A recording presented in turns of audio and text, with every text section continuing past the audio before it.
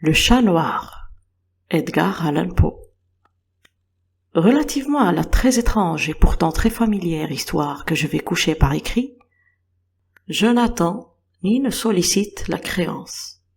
Vraiment, je serais fou de m'y attendre, dans un cas où mes sens eux-mêmes rejettent leur propre témoignage. Cependant, je ne suis pas fou, et très certainement, je ne rêve pas. Mais demain, je meurs. Et aujourd'hui, je voudrais décharger mon âme. Mon dessein immédiat est de placer devant le monde, clairement, succinctement et sans commentaire, une série de simples événements domestiques. Dans leurs conséquences, ces événements m'ont terrifié, m'ont torturé, m'ont anéanti. Cependant, je n'essaierai pas de les élucider.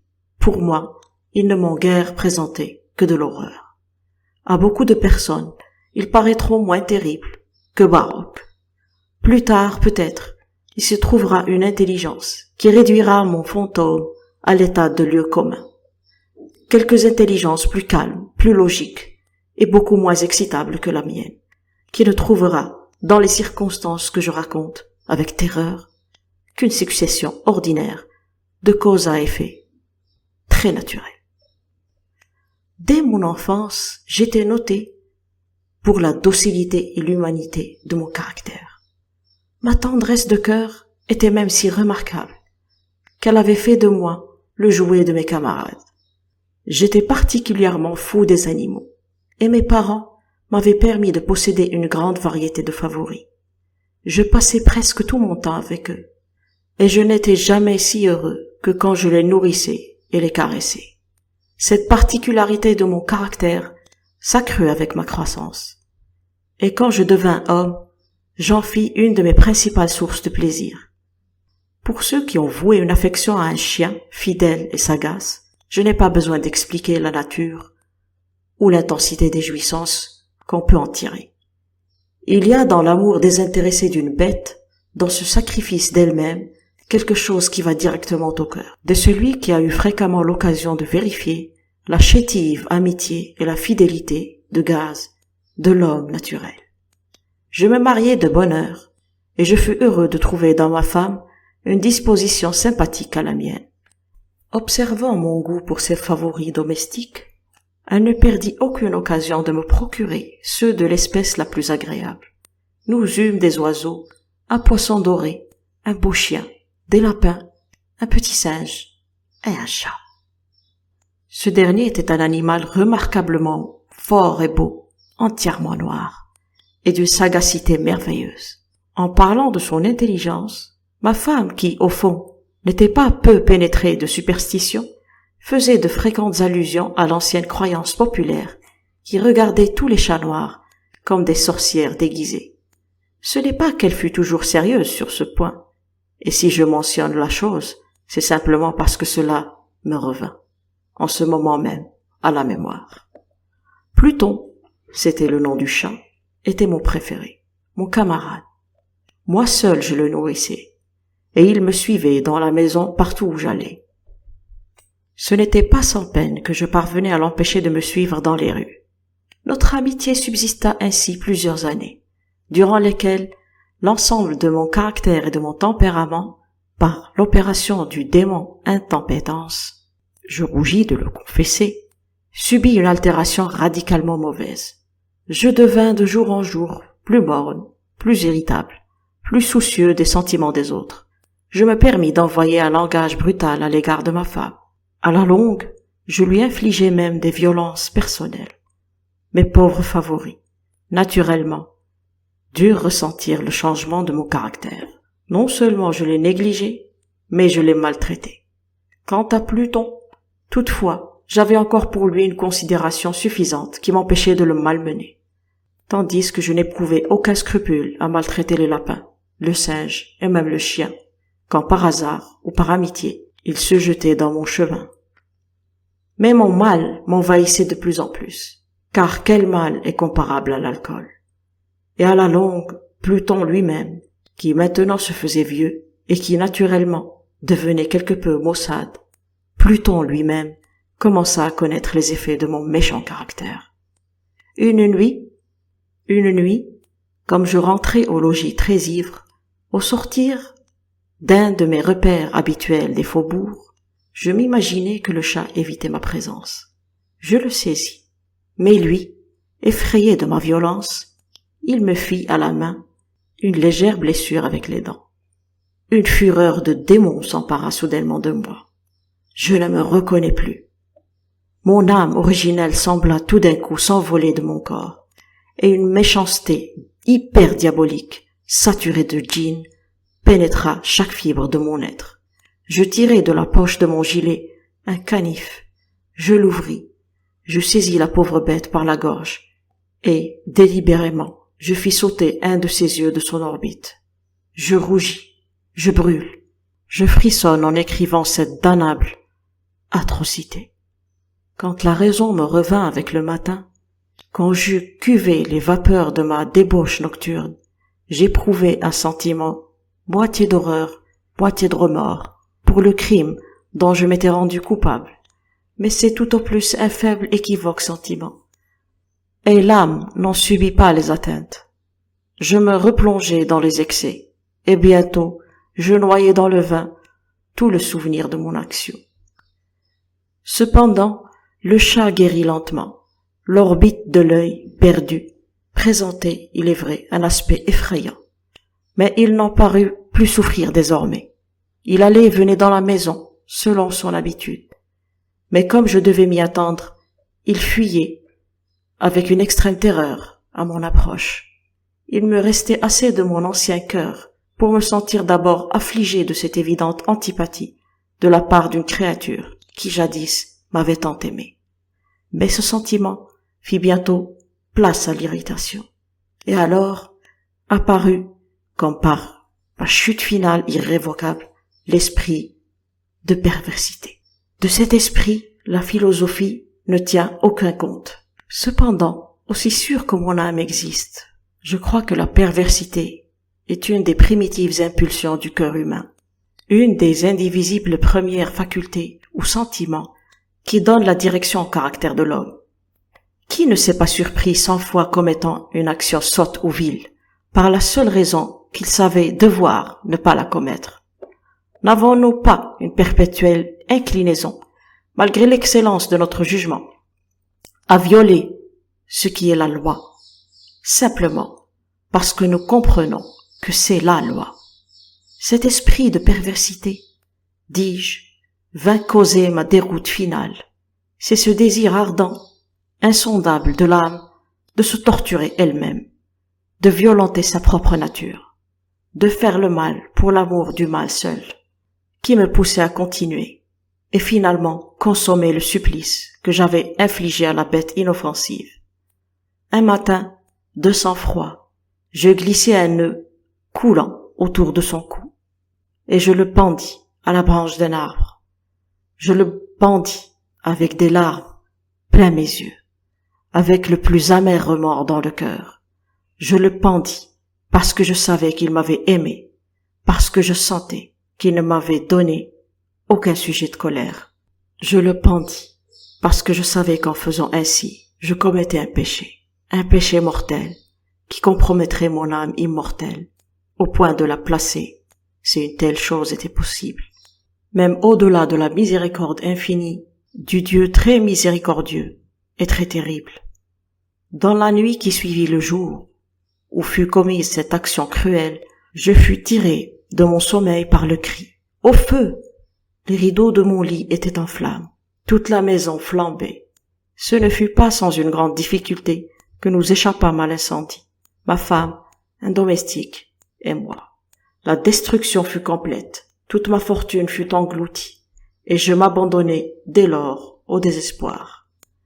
Je ne cherche pas à établir une liaison de cause à effet entre l'atrocité et le désastre. Je suis au-dessus de cette faiblesse. Mais je me rends compte d'une chaîne de faits, et je ne veux pas négliger un seul anneau. Le jour qui suivit l'incendie, je visitai les ruines.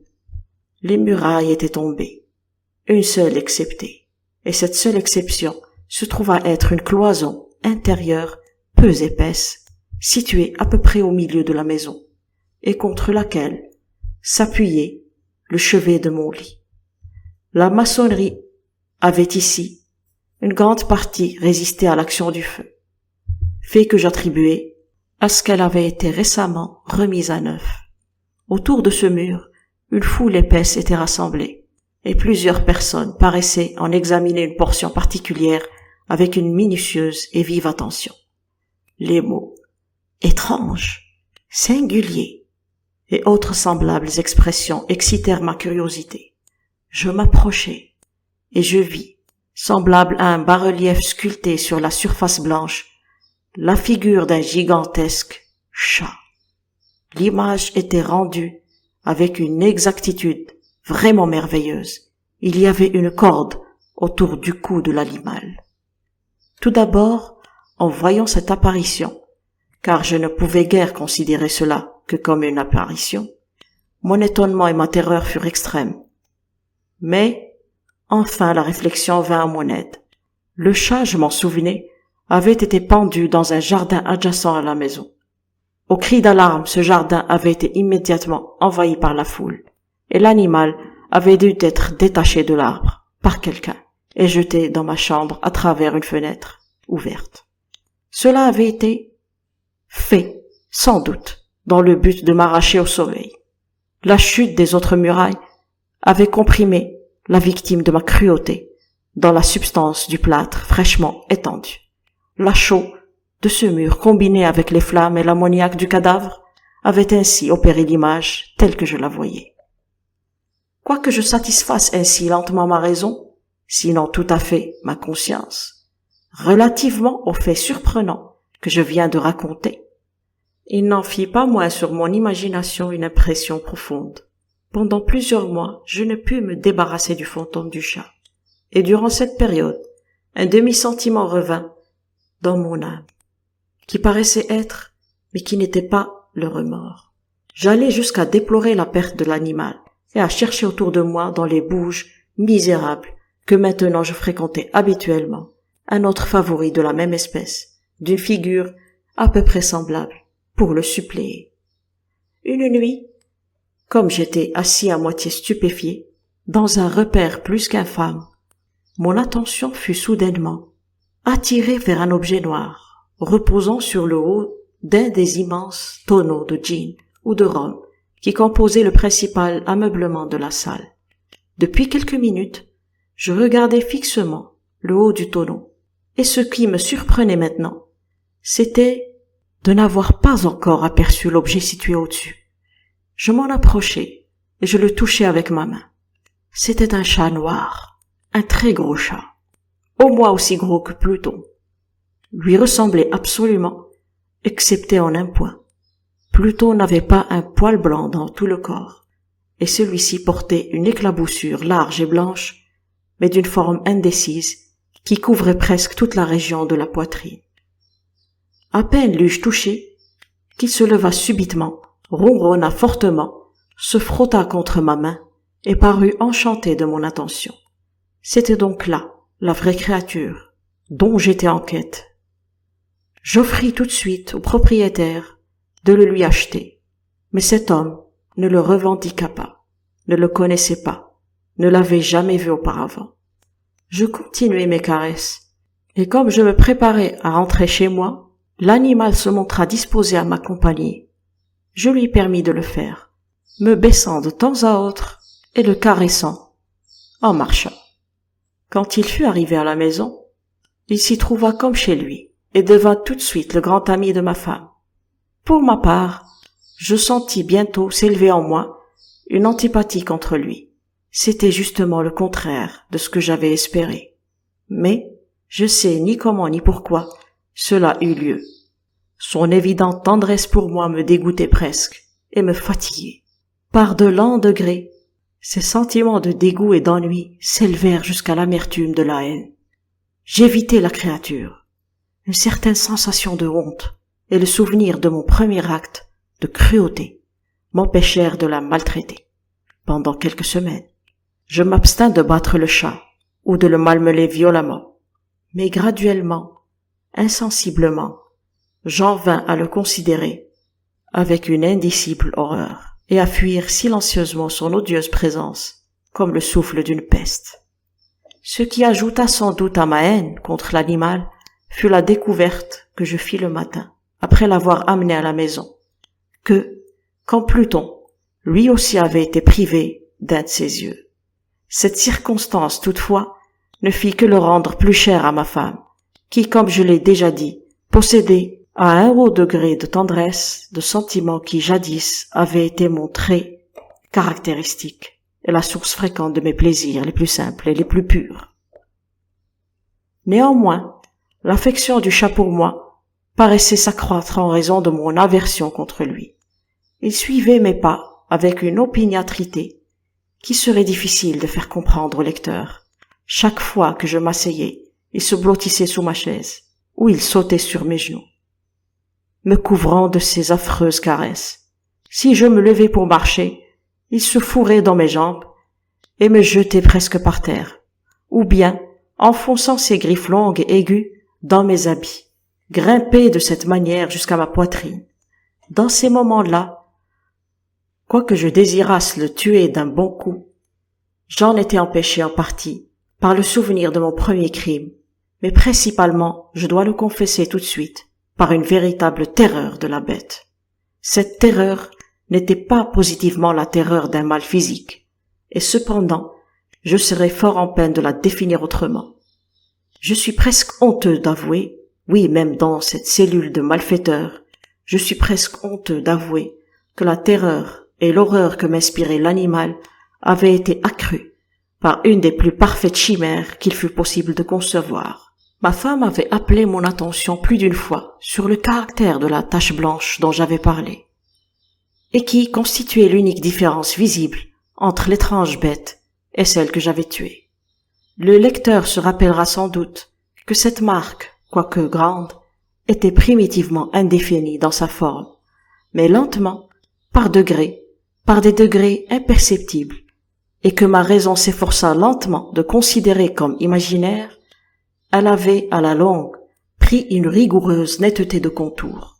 Elle était maintenant l'image d'un objet que je frémis de nommer. Et c'était là, surtout, ce qui me faisait prendre le monstre en horreur et en dégoût, et m'aurait poussé à m'en délivrer, si j'avais osé. C'était maintenant, dis-je, l'image d'une hideuse, d'une sinistre chose, l'image du gibet. Oh, lugubre et terrible machine, machine d'horreur et de crime, d'agonie et de mort. Et maintenant, j'étais en vérité misérable, au-delà de la misère possible de l'humanité, une bête brute, dont j'avais avec mépris détruit le frère, une bête brute engendrée pour moi, homme façonné à l'image du Dieu très haut, une si grande et si intolérable infortune. Hélas, je ne connaissais plus la béatitude du repos, ni le jour, ni la nuit. Durant le jour, la créature ne me laissait pas seule un moment, et pendant la nuit, chaque instant, quand je sortais de mes rêves, plein d'une intraduisible angoisse, c'était pour sentir la tiède haleine de la chose sur mon visage, et son immense poids, incarnation d'un cauchemar que j'étais impuissant à secouer, éternellement posé sur mon cœur. Sous la pression de pareils tourments, le peu de bon qui restait en moi succomba. De mauvaises pensées devinrent mes seules intimes, les plus sombres et les plus mauvaises de toutes les pensées. La tristesse de mon humeur habituelle s'accrut jusqu'à la haine de toute chose et de toute humanité. Cependant, ma femme, qui ne se plaignait jamais, hélas, était mon souffre-douleur ordinaire, la plus patiente victime des soudaines, fréquentes et indomptables éruptions d'une furie à laquelle je m'abandonnais dès lors aveuglément.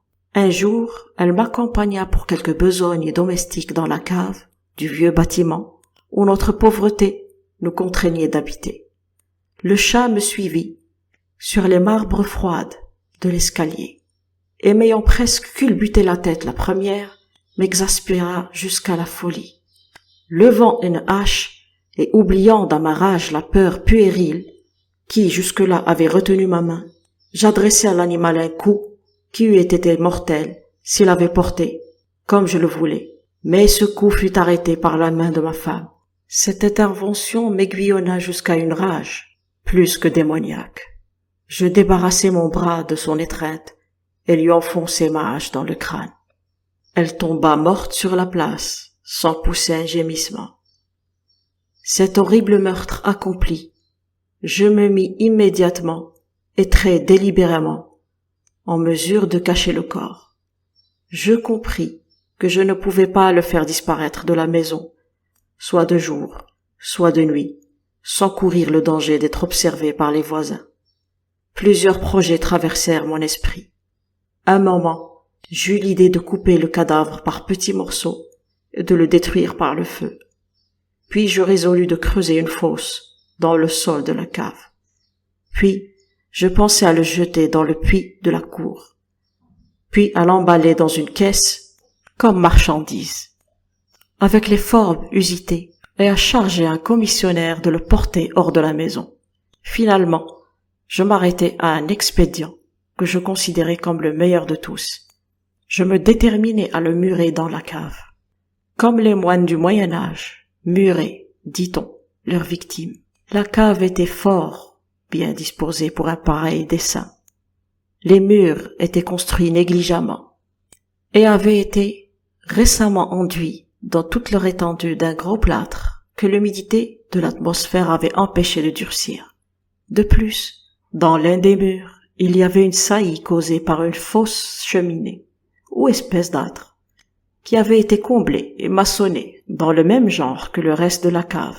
Je ne doutais pas qu'il ne me fût facile de déplacer les briques à cet endroit, d'y introduire le corps et de murer le tout de la même manière, de sorte qu'aucun œil n'y put rien découvrir de suspect. Et je ne fus pas déçu dans mon calcul. À l'aide d'une pince, je délogeai très aisément les briques, et ayant soigneusement appliqué le corps contre le mur intérieur, je le soutins dans cette position, jusqu'à ce que j'eusse rétabli, sans trop de peine, toute la maçonnerie dans son état primitif.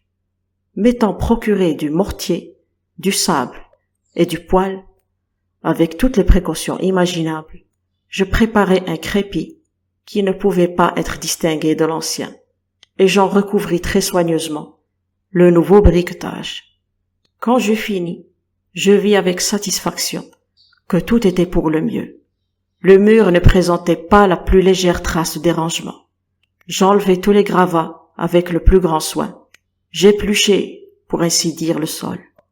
Je regardai triomphalement autour de moi et me dis à moi-même, ici au moins, ma peine n'aura pas été perdue. Mon premier mouvement fut de chercher la bête qui avait été la cause d'un si grand malheur, car, à la fin, j'avais résolu fermement de la mettre à mort. Si j'avais pu la rencontrer dans ce moment, sa destinée était claire. Mais il paraît que l'artificieux animal avait été alarmé par la violence de ma récente colère et qu'il prenait soin de ne pas se montrer dans l'état actuel de mon humeur. Il est impossible de décrire ou d'imaginer la profonde, la béate sensation de mon soulagement que l'absence de la détestable créature détermina dans mon cœur. Elle ne se présenta pas de toute la nuit, et ainsi ce fut la première bonne nuit depuis son introduction dans la maison, que je dormais solidement et tranquillement. Oui, je dormis, avec le poids de ce meurtre sur l'âme. Le second et le troisième jour s'écoulèrent, et cependant, mon bourreau ne vint pas. Une fois encore, je respirai comme un homme libre. Le monstre, dans sa terreur, avait vidé les lieux pour toujours. Je ne le verrai donc plus jamais. Mon bonheur était suprême. La criminalité de ma ténébreuse action ne m'inquiétait que fort peu. On avait bien fait une espèce d'enquête, mais elle s'était satisfaite à bon marché. Une perquisition avait même été ordonnée, mais naturellement, on ne pouvait rien découvrir. Je regardais ma félicité à venir comme assurée. Le 4e jour depuis l'assassinat, une troupe d'agents de police vint très inopinément à la maison et procéda de nouveau à une rigoureuse investigation des lieux. Confiant, néanmoins, dans l'impénétrabilité de la cachette, je n'éprouvai aucun embarras. Les officiers me firent les accompagner dans leurs recherches. Ils ne laissèrent pas un coin, pas un angle inexploré.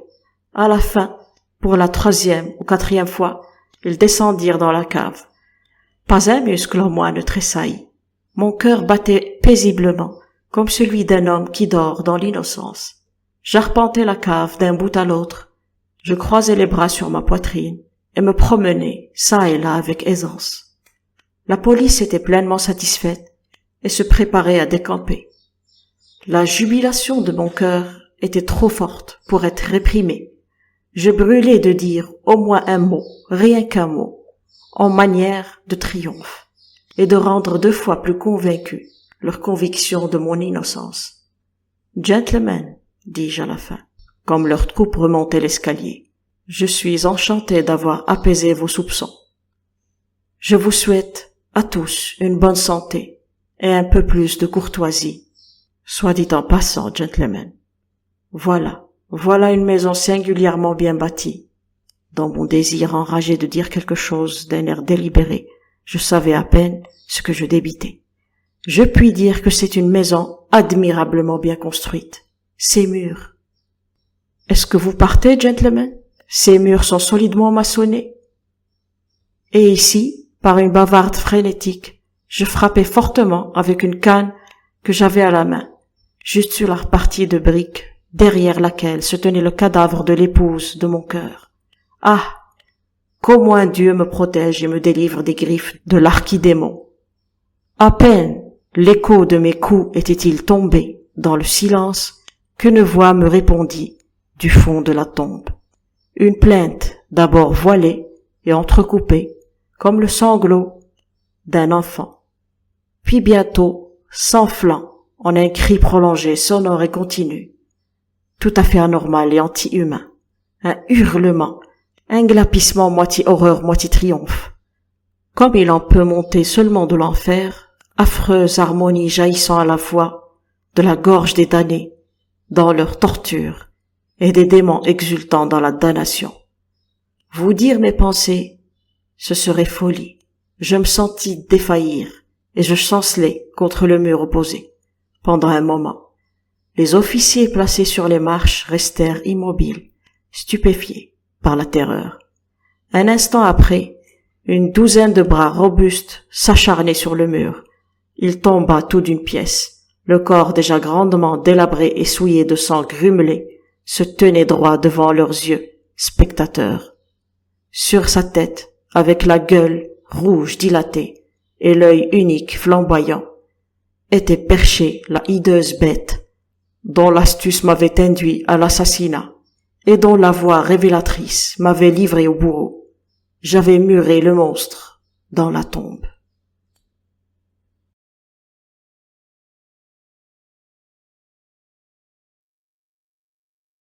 Le titre de cette histoire est Le cœur révélateur. Vrai, je suis très nerveux, et épouvantablement nerveux. Je l'ai toujours été. Mais pourquoi prétendez-vous que je suis fou?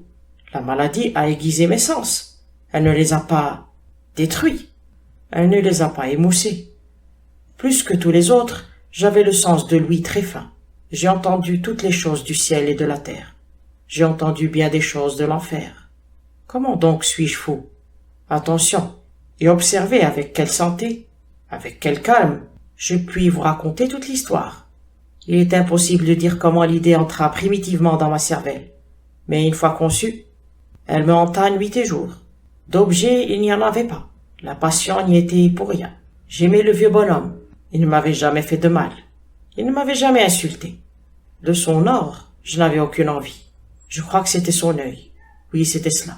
Un de ses yeux ressemblait à celui d'un vautour. Un œil bleu pâle avec une taie dessus. Chaque fois que cet œil tombait sur moi, mon sang se glaçait. Et ainsi, lentement, par degrés, je me mis en tête d'arracher la vie du vieillard, et par ce moyen, de me délivrer de l'œil à tout jamais. Maintenant, voici le hic. Vous me croyez fou. Les fous ne savent rien de rien. Mais si vous m'aviez vu, si vous aviez vu avec quelle sagesse je procédais, avec quelle précaution, avec quelle prévoyance, avec quelle dissimulation je me mis à l'œuvre, je ne fus jamais plus aimable pour le vieux que pendant la semaine entière qui précéda le meurtre. et chaque nuit, vers minuit, je tournais le loquet de sa porte et je l'ouvrais. Oh, si doucement. Et alors, quand je l'avais sûrement entrebâillé pour ma tête, j'introduisais une lanterne sourde, bien fermée, ne laissant filtrer aucune lumière. Puis je passais la tête. Oh, vous auriez ri de voir avec quelle adresse je passais ma tête. Je la mouvais lentement, très très lentement, de manière à ne pas troubler le sommeil du vieillard. Il me fallait bien 1 heure pour introduire toute ma tête à travers l'ouverture, assez avant pour le voir couché sur son lit. Ah, un fou aurait-il été aussi prudent? Et alors, quand ma tête était bien dans sa chambre, j'ouvrais la lanterne avec précaution. Oh, avec quelle précaution! Car la charnière criait. Je l'ouvrais juste pour qu'un filet imperceptible de lumière tombât sur l'œil du vautour. Et cela, je l'ai fait pendant 7 longues nuits, chaque nuit juste à minuit. Mais je trouvais toujours l'œil fermé, et ainsi il me fut impossible d'accomplir l'œuvre, car ce n'était pas le vieux qui me vexait, mais son mauvais œil. Et chaque matin, quand le jour paraissait, j'entrais hardiment dans sa chambre. Je lui parlais courageusement, l'appelant par son nom, d'un ton cordial et m'informant comment il allait. Ainsi, vous voyez qu'il eût été un vieillard bien profond en vérité. S'il avait soupçonné que chaque nuit, juste à minuit, je l'examinais pendant son sommeil.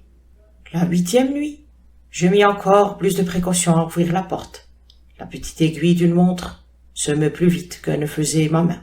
Jamais, avant cette nuit, je n'avais senti toute l'étendue de mes facultés, de ma sagacité. Je pouvais à peine contenir mes sensations de triomphe.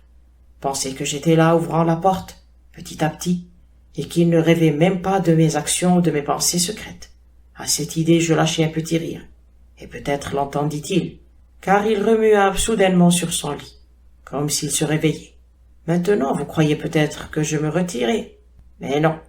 Sa chambre était aussi noire que de la poix, tant les ténèbres étaient épaisses, car les volets étaient soigneusement fermés de crainte des voleurs, et sachant qu'il ne pouvait pas voir l'entrebâillement de la porte, je continuai à le pousser davantage, toujours davantage.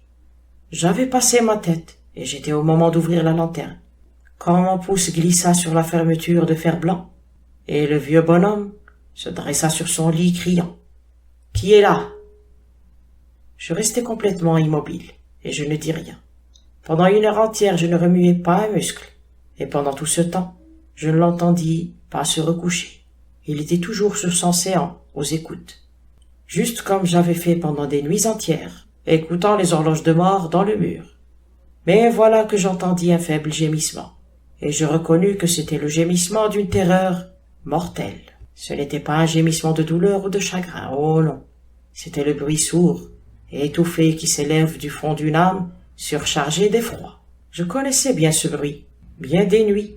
À minuit juste, pendant que le monde entier dormait, j'ai failli, de mon propre sein, creusant avec son terrible écho les terreurs qui me travaillaient. Je dis que je le connaissais bien. Je savais ce qui épouvantait le vieil homme, et j'avais pitié de lui. Quoique j'eusse le rire dans le cœur, je savais qu'il était resté éveillé depuis le premier bruit. Quand il s'était retourné dans son lit, ses craintes avaient toujours été grossissantes. Il avait tâché de se persuader qu'elles étaient sans cause, mais il n'avait pas pu. Il s'était dit à lui-même, ce n'est rien que le vent dans la cheminée, ce n'est qu'une souris qui traverse le parquet, ou c'est simplement un grillon qui a poussé un cri. Oui, il s'était forcé de se fortifier avec ces hypothèses, mais tout cela avait été vain. Tout a été vain, parce que la mort qui s'approchait avait passé devant lui avec sa grande ombre noire, et qu'elle avait ainsi enveloppé sa victime, et c'était l'influence funèbre de l'ombre inaperçue qui lui faisait sentir, quoiqu'il ne vît et n'entendit rien, qu'il faisait sentir la présence de ma tête dans la chambre. Quand j'eus attendu un long temps, très patiemment, sans l'entendre se recoucher, je me résolus à entr'ouvrir un peu la lanterne, mais si peu que rien. Je l'ouvris donc, si furtivement que vous ne sauriez imaginer, jusqu'à ce qu'enfin, un seul rayon pâle, comme un fil d'araignée, s'élança de la fente et s'abattit sur l'œil de vautour. Il était ouvert, tout grand ouvert, et j'entrai en fureur aussitôt que je l'eus regardé. Je le vis avec une parfaite netteté, tout entier d'un bleu terne et recouvert d'un voile hideux, qui glaçait la voile de maison. Mais je ne pouvais voir que cela de la face ou de la personne du vieillard, car j'avais dirigé le rayon, comme par instinct, précisément sur la place maudite. Et maintenant, ne vous ai-je pas dit que ce que vous preniez pour de la folie n'est qu'une hyperacuité des sens?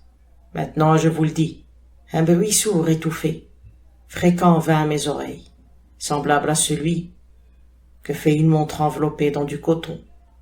Ce son-là, je le reconnus aussi. C'était le battement du cœur du vieux. Il accrut ma fureur, comme le battement du tambour exaspère le courage du soldat. Mais je me contins encore, et je restai sans bouger. Je respirais à peine. Je tenais la lanterne immobile. Je m'appliquais à maintenir le rayon droit sur l'œil. En même temps, la charge infernale du cœur battait plus fort. Elle devenait de plus en plus précipitée, et à chaque instant de plus en plus haute. La terreur du vieillard devait être extrême. Ce battement, dis-je, devenait de plus en plus fort à chaque minute. Me suivez-vous? Je vous ai dit que j'étais nerveux. Je le suis en effet. Et maintenant, en plein cœur de la nuit, parmi le silence redoutable de cette vieille maison, un si étrange bruit jeta en moi une terreur irrésistible. Pendant quelques minutes encore, je me contins et restai calme. Mais les battements devenaient de plus en plus forts, toujours plus forts. Je croyais que le cœur allait crever. Et voilà qu'une nouvelle angoisse s'empara de moi. Le bruit pouvait être entendu par un voisin. L'heure du vieillard était venue. Avec un grand hurlement, j'ouvris brusquement la lanterne et m'élançai dans la chambre. Il ne poussa qu'un cri, un seul. En un instant, je le précipitai sur le parquet, et je renversai sur lui tout le poids écrasant du lit. Alors je souris avec bonheur, voyant ma besogne fort avancée. Mais pendant quelques minutes le cœur battit, avec un son voilé. Cela toutefois ne me tourmenta pas. On ne pouvait l'entendre à travers le mur. À la longue il cessa. Le vieux était mort. Je relevai le lit, et j'examinai le corps. Oui, il était raide mort. Je plaçai ma main sur le cœur, et l'y maintins plusieurs minutes. Aucune pulsation. Il était raide mort. Son œil désormais ne me tourmenterait plus. Si vous persistez à me croire faux, cette croyance s'évanouira quand je vous décrirai les sages précautions que j'employais pour dissimuler le cadavre. La nuit avançait et je travaillais vivement, mais en silence. Je coupais la tête, puis les bras, puis les jambes. Puis j'arrachai 3 planches du parquet de la chambre et je déposai le tout entre les voliges. Puis je replaçai les feuilles si habilement, si adroitement, qu'aucun œil humain, pas même le sien, n'aurait pu y découvrir quelque chose de louche. Et il n'y avait rien à laver, pas une souillure, pas une tache de sang. J'avais été trop bien avisé pour cela. Un baquet avait tout absorbé. Quand j'eus terminé tous ces travaux, il était 4 heures. Il faisait toujours aussi noir qu'à minuit. Pendant que le timbre sonnait l'heure, on frappa à la porte de la rue. Je descendis pour ouvrir avec un cœur léger, car qu'avais-je à craindre maintenant? 3 hommes entrèrent, et se présentèrent avec une parfaite suavité, comme des officiers de police. Un cri avait été entendu par un voisin pendant la nuit. Cela avait éveillé le soupçon de quelque mauvais coup. Une dénonciation avait été transmise au bureau de police, et ces messieurs, les officiers, avaient été envoyés pour visiter les lieux. Je souris, car qu'avais-je à craindre? Je souhaitais la bienvenue à ces gentlemen. Le cri, dis-je, c'était moi qui l'avais poussé dans un rêve. Le vieux bonhomme, ajoutai-je, était en voyage dans le pays. Je promenais mes visiteurs dans toute la maison. Je les invitais à chercher, à bien chercher. À la fin, je les conduisis dans sa chambre. Je leur montrai ses trésors, en parfaite sûreté, parfaitement en ordre. Dans l'enthousiasme de ma confiance, j'apportai des sièges dans la chambre, et les priai de s'y reposer de leur fatigue, tandis que moi-même, avec la folle audace d'un triomphe parfait, j'installai ma propre chaise sur l'endroit même qui recouvrait le corps de la victime. Les officiers étaient satisfaits, mes manières les avaient convaincus. Je me sentais singulièrement à l'aise. Ils s'assirent, et ils causèrent de choses familières auxquelles je répondis gaiement. Mais au bout de peu de temps, je sentis que je devenais pâle, et je souhaitais leur départ. Ma tête me faisait mal, et il me semblait que les oreilles me tintaient. Mais ils restaient toujours assis, et toujours ils causaient. Le tintement devint plus distinct, et persista, et devint encore plus distinct. Je bavardai plus abondamment pour me débarrasser de cette sensation, mais elle tint bon, et prit un caractère tout à fait décidé. Tant qu'à la fin, je découvris que le bruit n'était pas dans mes oreilles. Sans doute je devins alors très pâle, mais je bavardai encore plus couramment et en haussant la voix. Le son augmentait toujours, et que pouvais-je faire? C'était un bruit sourd, étouffé et fréquent, ressemblant beaucoup à ce que ferait une montre enveloppée dans du coton. Je respirais laborieusement. Les officiels n'entendaient pas encore. Je causais plus vite, avec plus de véhémence, mais le bruit croissait incessamment. Je me levai et je disputais sur des niaiseries, dans un diapason très élevé, et avec une violente gesticulation. Mais le bruit montait toujours. Pourquoi ne voulait-il pas s'en aller? J'arpentais çà et là le plancher lourdement, et à grands pas, comme exaspéré par les observations de mes contradicteurs. Mais le bruit croissait régulièrement. Oh Dieu, que pouvais-je faire? J'écumais.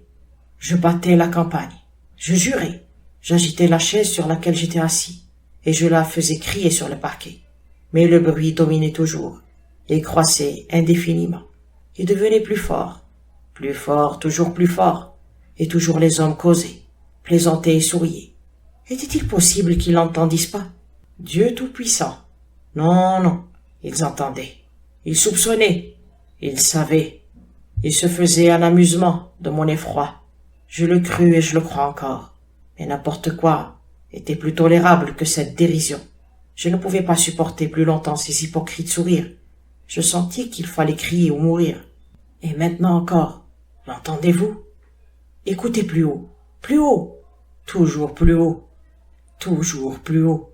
Misérable, m'écriai-je. Ne dissimulez pas plus longtemps. J'avoue la chose. Arrachez ces planches. C'est là. C'est le battement de son affreux cœur. Fin. La chute de la maison Usher. De Béranger. Pendant toute une journée d'automne, journée fuligineuse, sombre et muette, où les nuages pesaient lourds et bas dans le ciel, j'avais traversé seul et à cheval une étendue de pays singulièrement lugubre, et enfin, quand les ombres du soir approchaient, je me trouvai en vue de la mélancolique maison Usher.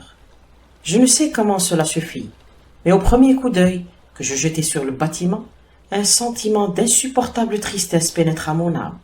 Je dis insupportable, car cette tristesse n'était nullement tempérée par une parcelle de ce sentiment dont l'essence poétique fait presque une volupté, et dont l'âme est généralement saisie en face des images naturelles les plus sombres de la désolation et de la terreur. Je regardai le tableau placé devant moi, et rien qu'à voir la maison et la perspective caractéristique de ce domaine, les murs qui avaient froid, les fenêtres semblables à des yeux distraits, quelques bouquets de joncs vigoureux, quelques troncs d'arbres blancs et dépéris, j'éprouvai cet entier affaissement d'âme qui, parmi les sensations terrestres, ne peut se mieux comparer qu'à l'arrière-rêverie d'un mangeur d'opium, à son navrant retour à la vie journalière, à l'horrible et lente retraite du voile. C'était une glace au cœur, un abattement, un malaise, une irrémédiable tristesse de penser qu'aucun aiguillon de l'imagination ne pouvait raviver ni pousser au grand. Qu'était donc, je m'arrêtai pour y penser, qu'était donc ce que je ne sais quoi qui m'énervait ainsi en contemplant la maison Usher? C'était un mystère tout à fait insoluble, et je ne pouvais pas lutter contre les pensées ténébreuses qui s'amoncelaient sur moi. Pendant que j'y réfléchissais, je fus forcé de me rejeter dans cette conclusion peu satisfaisante, qu'il existe des combinaisons d'objets naturels très simples qui ont la puissance de nous affecter de cette sorte, et que l'analyse de cette puissance gît dans des considérations où nous perdions pied. Il était possible, pensais-je, qu'une simple différence dans l'arrangement des matériaux, de la décoration, des détails du tableau, suffit pour modifier, pour annihiler peut-être cette puissance d'impression douloureuse. Et agissant d'après cette idée, je conduisis mon cheval vers le bord escarpé d'un noir et lugubre étang, qui, miroir immobile, s'étalait devant le bâtiment.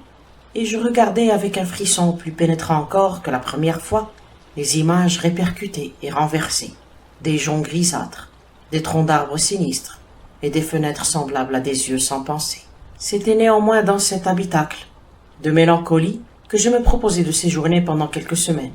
Son propriétaire, Roderick Usher, avait été l'un de mes bons camarades d'enfance, mais plusieurs années s'étaient écoulées depuis notre dernière entrevue. Une lettre, cependant, m'était parvenue récemment, dans une partie lointaine du pays.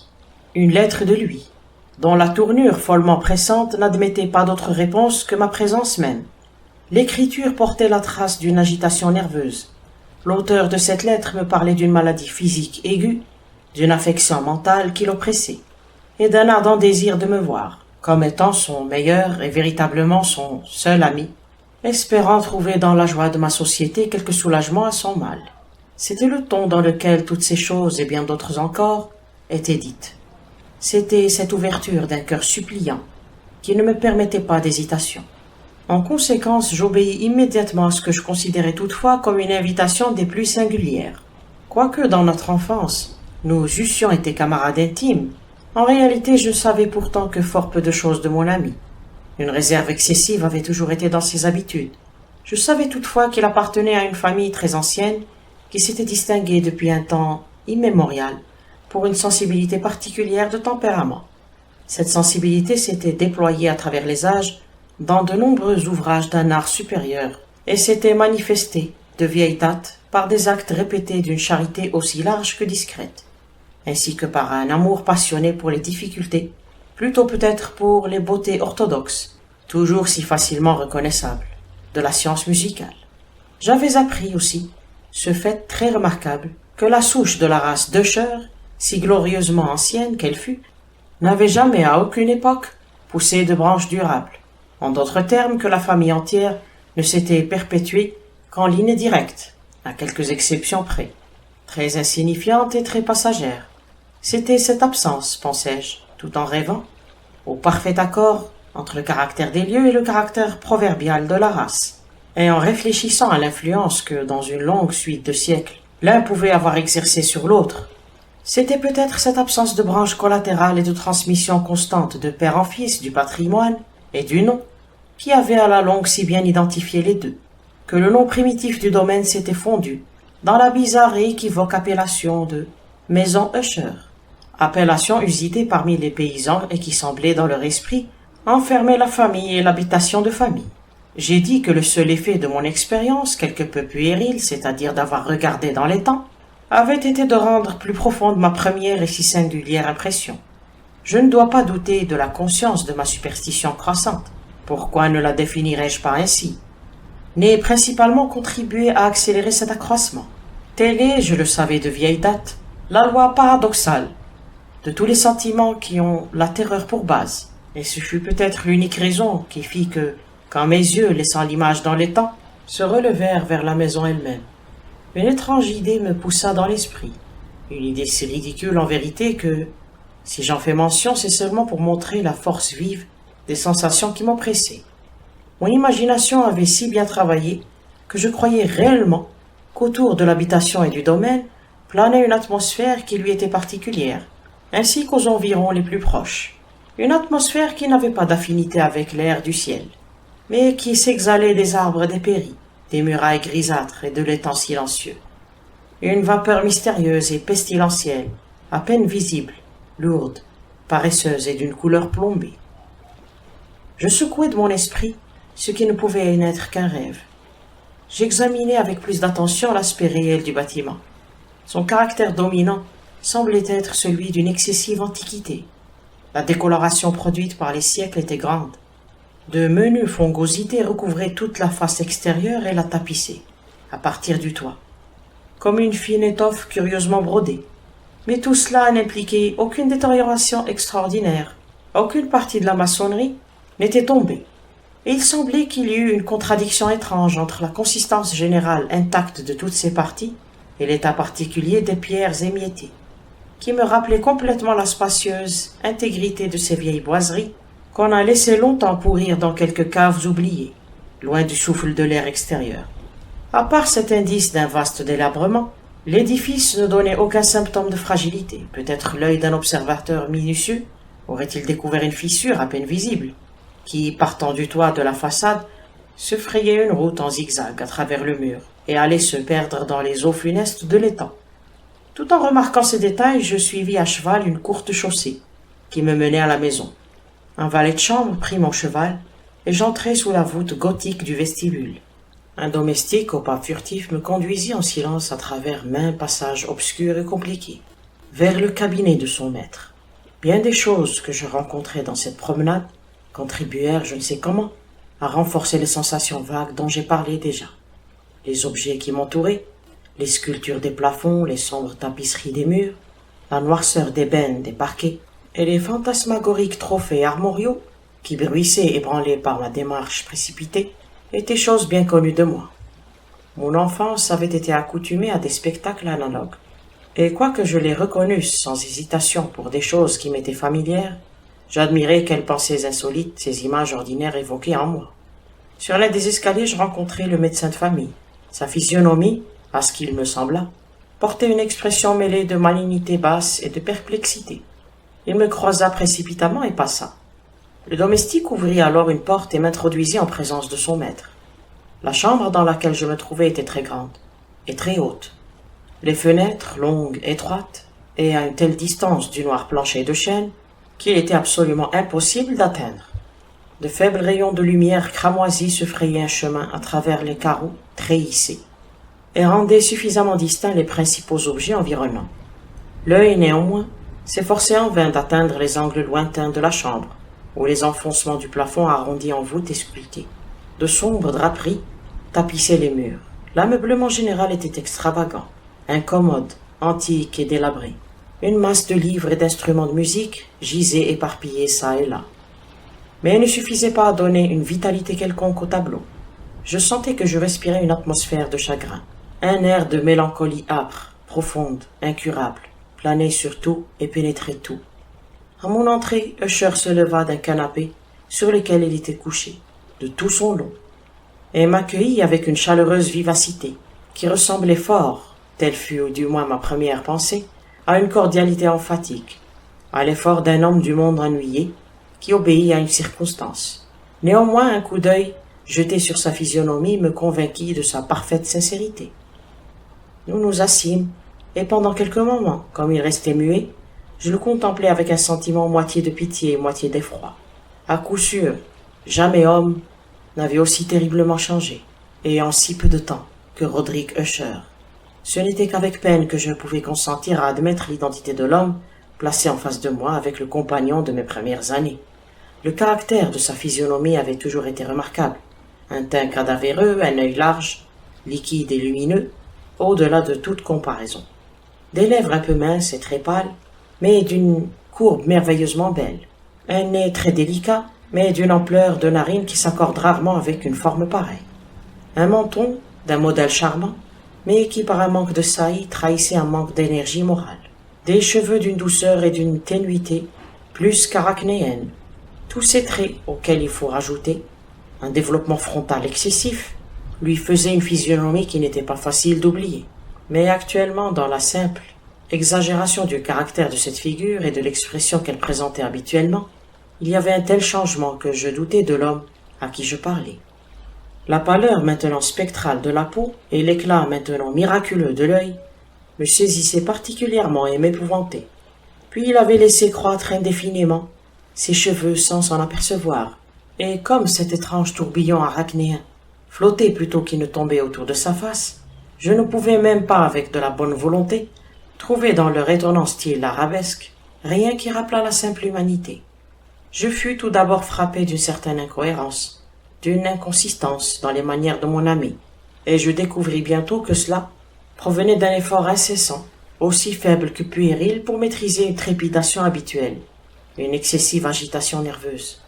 Je m'attendais bien à quelque chose dans ce genre, et j'y étais préparé non seulement par sa lettre, mais aussi par le souvenir de certains traits de son enfance, et par des conclusions déduites de sa singulière conformation physique et de son tempérament. Son action était alternativement vive et indolente. Sa voix passait rapidement d'une indécision tremblante, quand les esprits vitaux semblaient entièrement absents, à cette espèce de brièveté énergique, à cette énonciation abrupte, solide, posée, et sonnant le creux, à ce parler guttural et rude, parfaitement balancé et modulé. qu'on peut observer chez le parfait ivrogne ou l'incorrigible mangeur d'opium, pendant les périodes de leur plus intense excitation. Ce fut dans ce ton qu'il parla de l'objet de ma visite, de son ardent désir de me voir, et de la consolation qu'il attendait de moi. Il s'étendit assez longuement et s'expliqua à sa manière sur le caractère de sa maladie. C'était, disait-il, un mal de famille, un mal constitutionnel, un mal pour lequel il désespérait de trouver un remède. Une simple affection nerveuse, ajouta-t-il immédiatement, dont, sans doute, il serait bientôt délivré. Elle se manifestait par une foule de sensations extra-naturelles. Quelques-unes, pendant qu'il me les décrivait, m'intéressèrent et me confondirent. Il se peut cependant que les termes et le ton de son débit y aient été pour quelque chose. Il souffrait vivement d'une acuité morbide des sens. Les aliments les plus simples étaient pour lui les seuls tolérables. Il ne pouvait porter, en fait de vêtements, que certains tissus. Toutes les odeurs de fleurs le suffoquaient. Une lumière, même faible, lui torturait les yeux. Et il n'y avait que quelques sons particuliers, c'est-à-dire les instruments à cordes, qui ne lui inspirassent pas l'horreur. Je vis qu'il était l'esclave subjugué d'une espèce de terreur tout à fait anormale. « Je mourrai, dit-il. Il faut que je meure de cette déplorable folie. C'est ainsi et non pas autrement, que je périrai. Je redoute les événements à venir, non en eux-mêmes, mais dans leurs résultats. Je frissonne à la pensée d'un incident quelconque, du genre le plus vulgaire qui peut opérer sur cette intolérable agitation de mon âme. Je n'ai vraiment pas horreur du danger, excepté dans son effet positif, la terreur. Dans cet état de nervosité, état pitoyable, je sens que tôt ou tard le moment viendra où la vie et la raison m'abandonneront, à la fois dans quelque lutte inégale avec le sinistre fantôme, la peur. J'appris aussi par intervalles et par des confidences hachées, des demi-mots et des sous-entendus, une autre particularité de sa situation. Il était dominé par certaines impressions superstitieuses relatives au manoir qu'il habitait, et d'où il n'avait pas osé sortir depuis plusieurs années, relatives à une influence dont il traduisait la force supposée en des termes trop ténébreux pour être rapportés ici. Une influence que quelques particularités dans la forme même et dans la manière du manoir héréditaire avaient, par l'usage de la souffrance, disait-il, imprimé sur son esprit un effet que le physique des murs gris, des tourelles et de l'étang noirâtre, où se mirait tout le bâtiment, avait à la longue créé sur le moral de son existence. Il admettait toutefois, mais non sans hésitation, qu'une bonne part de la mélancolie singulière dont il était affligé pouvait être attribuée à une origine plus naturelle et beaucoup plus positive, à la maladie cruelle et déjà ancienne, enfin à la mort évidemment prochaine d'une sœur tendrement aimée, sa seule société depuis plusieurs années, sa dernière et seule parente sur la terre. Sa mort, dit-il, avec une amertume que je n'oublierai jamais, me laissera à moi, le frêle et le désespéré, dernier de l'antique race des Usher. Pendant qu'il parlait, Lady Madeline, c'est ainsi qu'elle se nommait, passa lentement dans une partie reculée de la chambre, et disparut sans avoir pris garde à ma présence. Je la regardai avec un immense étonnement, où se mêlait quelque terreur, mais il me sembla impossible de me rendre compte de mes sentiments. Une sensation de stupeur m'oppressait, pendant que mes yeux suivaient ses pas qui s'éloignaient. Lorsqu'enfin une porte se fut fermée sur elle, mon regard chercha instinctivement et curieusement la physionomie de son frère.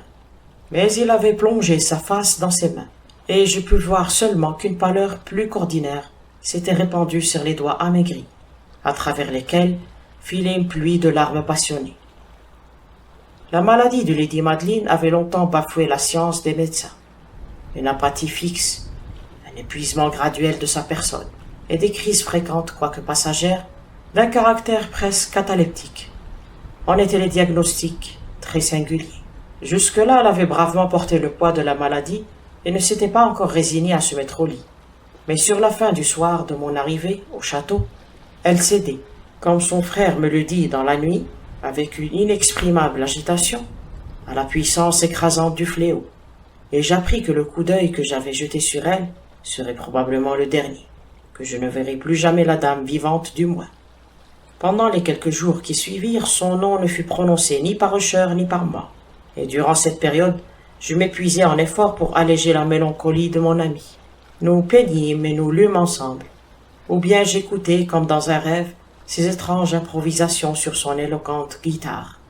Et ainsi, à mesure qu'une intimité de plus en plus étroite m'ouvrait Plus familièrement les profondeurs de son âme, je reconnaissais plus amèrement la vanité de tous mes efforts pour amener un esprit d'où la nuit, comme une propriété qui lui aurait été inhérente, déverser sur tous les objets de l'univers physique et moral une irradiation incessante de ténèbres. Je gardais toujours le souvenir de maintes heures solennelles que je passais seul avec le maître de la maison Usher, mais j'essaierai vainement de définir le caractère exact des études ou des occupations dans lesquelles il m'entraînait ou me montrait le chemin.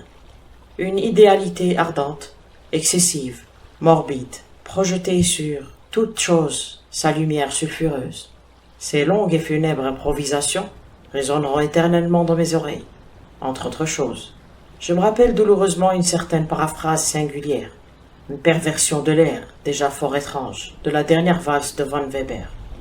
Quant aux peintures que couvrait sa laborieuse fantaisie, et qui arrivaient touche par touche à un vague qui me donnait le frisson, un frisson d'autant plus pénétrant que je frissonnais sans savoir pourquoi. Quant à ces peintures, si vivantes pour moi, que j'ai encore leurs images dans mes yeux, j'essaierai vainement d'en extraire un échantillon suffisant qui pût tenir dans le compas de la parole écrite. Par l'absolue simplicité, par la nudité de ses dessins, il arrêtait, il subjuguait l'attention. Si jamais mortel peignit une idée, ce mortel fut Roderick Usher, pour moi du moins, dans les circonstances qui m'entouraient. Il s'élevait des pures abstractions que l'hypocondriaque s'ingénierait à jeter sur sa toile, une terreur intense, irrésistible, dont je n'ai jamais senti l'ombre dans la contemplation des rêveries de Fuseli lui-même, éclatante sans doute, mais encore trop concrète. Il est une des conceptions fantasmagoriques de mon ami, où l'esprit d'abstraction n'avait pas une part aussi exclusive et qui, peut-être, esquissait, quoique faiblement, par la parole. C'était un petit tableau représentant l'intérieur d'une cave ou d'un souterrain immensément long, rectangulaire, avec des murs bas, polis, blancs, sans aucun ornement, sans aucune interruption. Certains détails accessoires de la composition servaient à faire comprendre que cette galerie se trouvait à une profondeur excessive au-dessous de la surface de la terre. On n'apercevait aucune issue dans son immense parcours, on ne distinguait aucune torche, aucune source artificielle de lumière, et cependant une effusion de rayons intenses roulait de l'un à l'autre bout et baignait le tout dans une splendeur fantastique et incompréhensible. J'ai dit un mot de l'état morbide d'une aire acoustique qui rendait pour le malheureux toute musique intolérable, excepté certains effets des instruments à cordes.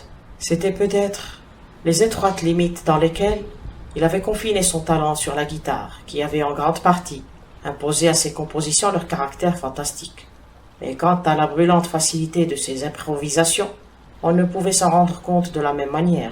Il fallait évidemment qu'elles fussent, et elles étaient, en effet, dans les notes aussi bien que dans les paroles de ces étranges fantaisies, car il accompagnait souvent sa musique de paroles improvisées et rimées. Le résultat de cet intense recueillement et de cette concentration des forces mentales, qui ne se manifeste, comme je l'ai déjà dit, que dans les cas particuliers de la haute excitation artificielle, d'une de ces rhapsodies, je me suis rappelé facilement les paroles.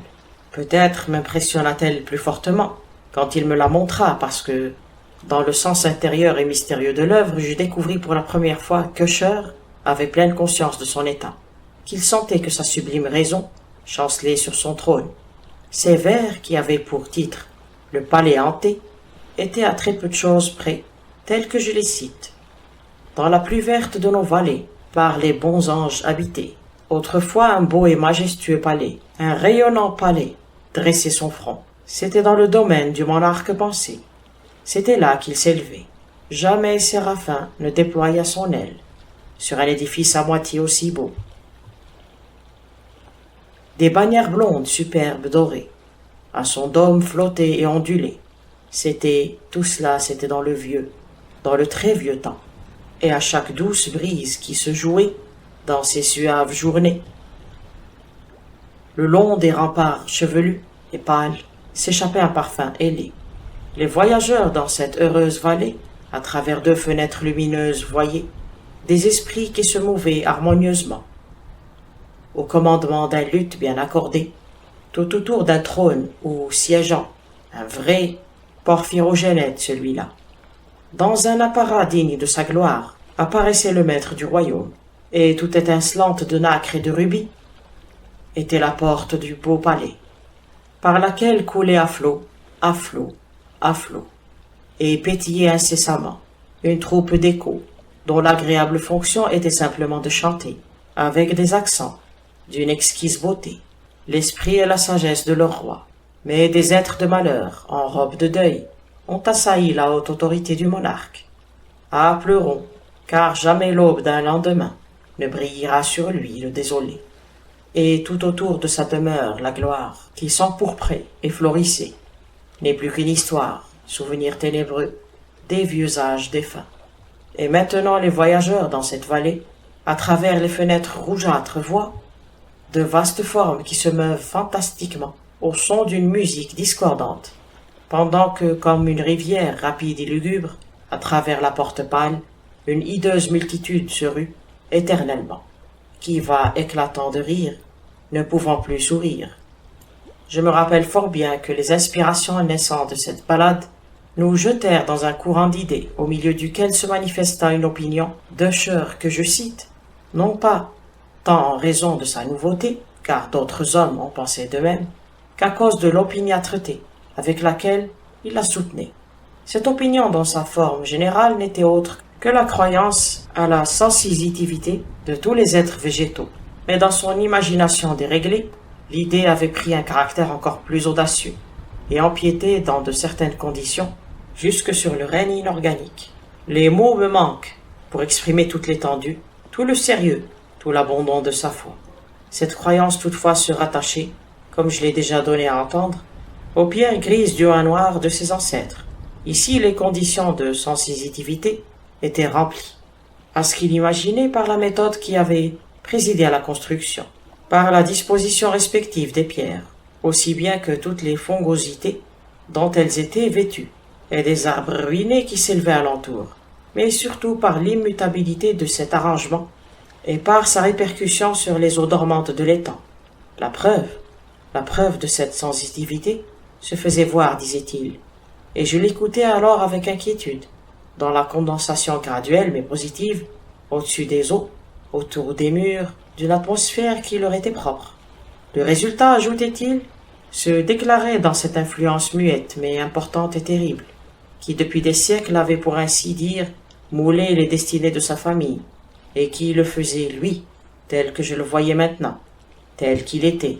De pareilles opinions n'ont pas besoin de commentaires, et je n'en ferai pas. Nos livres, les livres qui depuis des années constituaient une grande partie de l'existence spirituelle du malade, étaient, comme on le suppose bien, en accord parfait avec ce caractère de visionnaire. Nous analysâmes ensemble des ouvrages tels que Vert et la Chartreuse, le Belphégor de Machiavel, les merveilles du ciel et de l'enfer, le voyage souterrain de Nicolas Klim, la chiromancie de Robert Fludd, le voyage dans le bleu de Tieck et la cité du soleil de Campanella. Un de ses volumes favoris était une petite édition, in octavo, du Directorium Inquisitorium, par le dominicain Émeric de Gironne, et il y avait des passages dans Pomponius Mela à propos des anciens satyres africains, sur lesquels Usher rêvassait pendant des heures. Il faisait néanmoins ses principales délices de la lecture d'un in-quattro gothique excessivement rare et curieux, le manuel de l'Église oubliée. Je songeais malgré moi à l'étrange rituel contenu dans ce livre et à son influence probable sur l'hypocondriaque. Quand un soir, m'ayant informé brusquement que Lady Madeleine n'existait plus, il annonça l'intention de conserver le corps pendant une quinzaine, en attendant l'enterrement définitif, dans un des nombreux caveaux situés sous le gros mur du château. La raison humaine qu'il donnait de cette singulière manière d'agir était une de ces raisons que je ne me sentais pas le droit de contredire. Comme frère, me disait-il, il avait pris cette résolution, en considération du caractère insolite de la maladie de la défunte, d'une certaine curiosité importune et indiscrète de la part des hommes de science, et de la situation éloignée et fort exposée du caveau de famille. J'avouerai que, quand je me rappelais la physionomie sinistre de l'individu que j'avais rencontré sur l'escalier, le soir de mon arrivée au château, je n'eus pas envie de m'opposer à ce que je regardais comme une précaution bien innocente sans doute, mais certainement fort naturelle. À la prière d'Usher, je l'aidai personnellement dans les préparatifs de cette sépulture temporaire. Nous mîmes le corps dans la bière et, à nous deux, nous le portâmes à son lieu de repos. Le caveau dans lequel nous le déposâmes et qui était resté fermé depuis si longtemps, que nos torches, à moitié étouffées, dans cette atmosphère suffocante, ne nous permettaient guère d'examiner les lieux. Était petit, humide et n'offrait aucune voie à la lumière du jour. Il était situé à une grande profondeur juste au-dessus de cette partie du bâtiment où se trouvait ma chambre à coucher. Il avait rempli probablement dans les vieux temps féodaux l'horrible office d'oubliette, et dans les temps postérieurs de cave à serrer la poudre ou toute autre manière facilement inflammable, car une partie du sol et toutes les parois d'un long vestibule que nous traversâmes pour y arriver avaient été soigneusement revêtues de cuivre. La porte de fer massif avait été l'objet des mêmes précautions. Quand ce poids immense roulait sur ses gonds, il rendait un son singulièrement aigu et discordant. Nous déposâmes donc notre fardeau funèbre sur des tréteaux, dans cette région d'horreur. Nous tournâmes un peu de côté le couvercle de la bière, qui n'était pas encore vissé, et nous regardâmes la face du cadavre.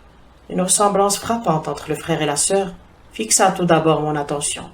Et Usher, devinant peut-être mes pensées, murmura quelques paroles qui m'apprirent que la défunte et lui étaient jumeaux, et que des sympathies d'une nature presque inexplicable avaient toujours existé entre eux. Nos regards, néanmoins, ne restèrent pas longtemps fixés sur la morte, car nous ne pouvions pas la contempler sans effroi.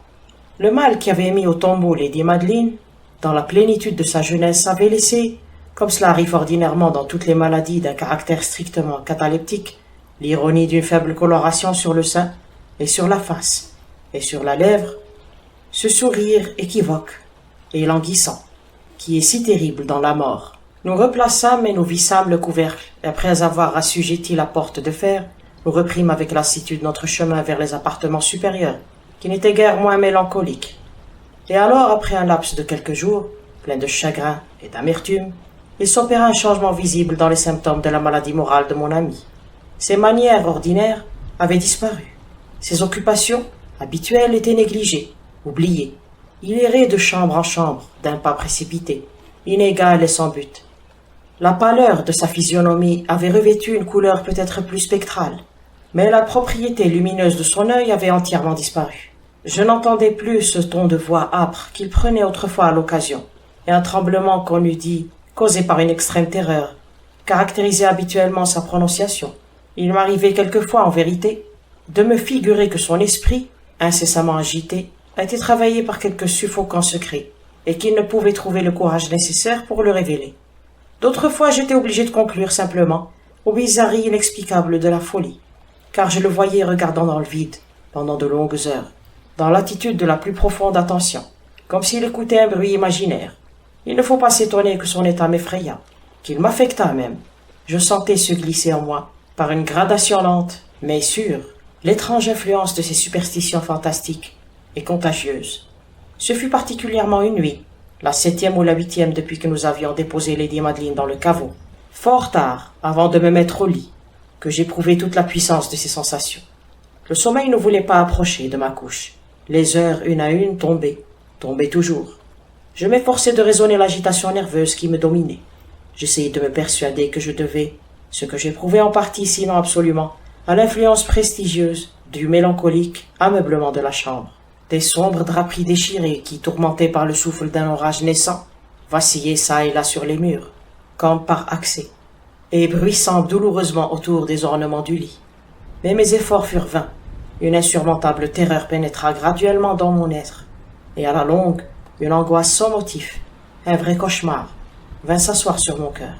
Je respirai violemment, je fis un effort, je parvins à le secouer, et, me soulevant sur les oreillers et plongeant ardemment mon regard dans l'épaisse obscurité de la chambre, je prêtai l'oreille. Je ne saurais dire pourquoi, si ce n'est que j'y fus poussé par une force instinctive, à certains sons bas et vagues qui parvenaient de je ne sais où, et qui m'arrivaient à de longs intervalles, à travers les accalmies de la tempête. Dominé par une sensation intense d'horreur, inexplicable et intolérable, je mis mes habits à la hâte, car je sentais que je ne pourrais pas dormir de la nuit, et je m'efforçais en marchant çà et là, à grands pas dans la chambre, de sortir de l'état déplorable dans lequel j'étais tombé. J'avais à peine fait ainsi quelques tours, quand un pas léger sur un escalier voisin arrêta mon attention. Je reconnus bientôt que c'était celui de Usher. Une seconde après, il frappa doucement à ma porte et entra, une lampe à la main. Sa physionomie était comme d'habitude d'une pâleur cadavérique, mais il y avait en outre dans ses yeux je ne sais quelle hilarité insensée, et dans toutes ses manières une espèce d'hystérie évidemment contenue. Son air m'épouvanta. Mais tout a été préférable à la solitude que j'avais endurée si longtemps, et j'accueillis sa présence comme un soulagement. « Vous n'avez pas vu cela ?» dit-il brusquement après quelques minutes de silence, et après avoir promené autour de lui un regard fixe. « Vous n'avez donc pas vu cela?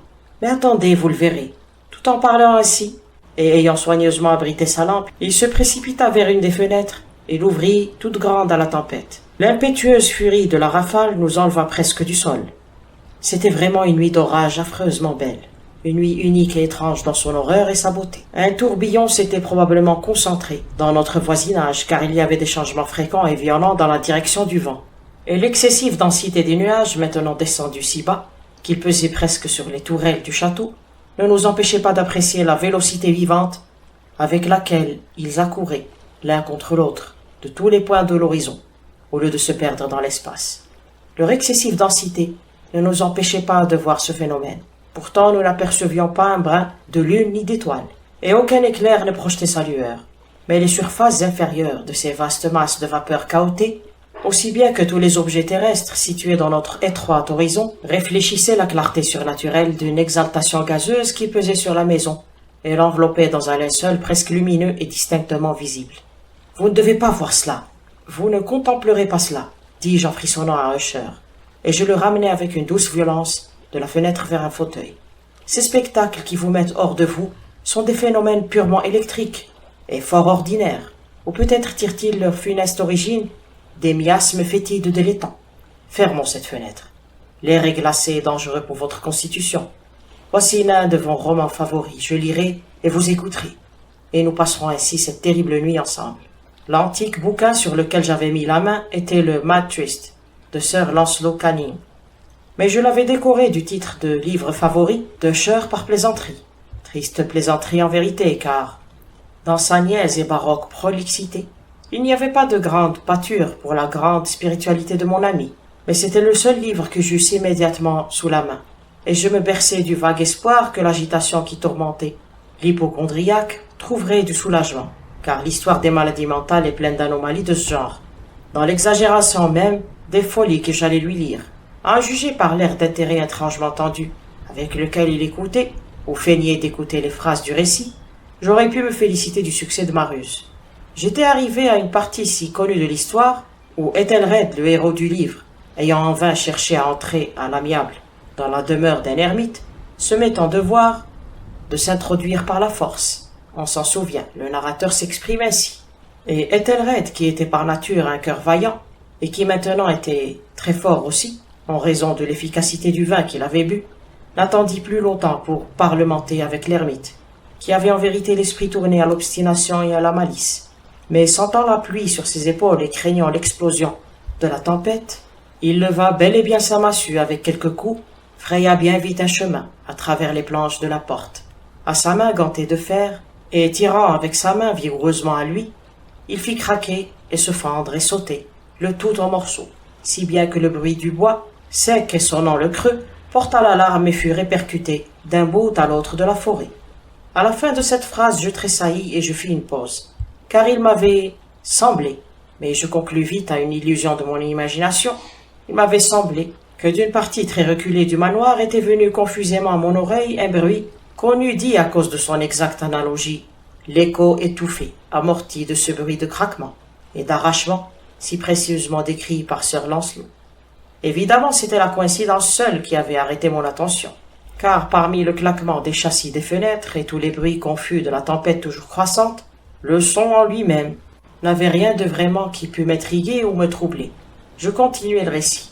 Mais Ethelred, le solide champion, passant alors la porte, fut grandement furieux et émerveillé de n'apercevoir aucune trace de malicieux ermite, mais en son lieu et place, un dragon d'une apparence monstrueuse et écailleuse, avec une langue de feu, qui se tenait en sentinelle devant un palais d'or, dont le plancher était d'argent, et sur le mur était suspendu un bouclier d'airain brillant, avec cette légende gravée dessus. Celui-là qui entre ici a été le vainqueur.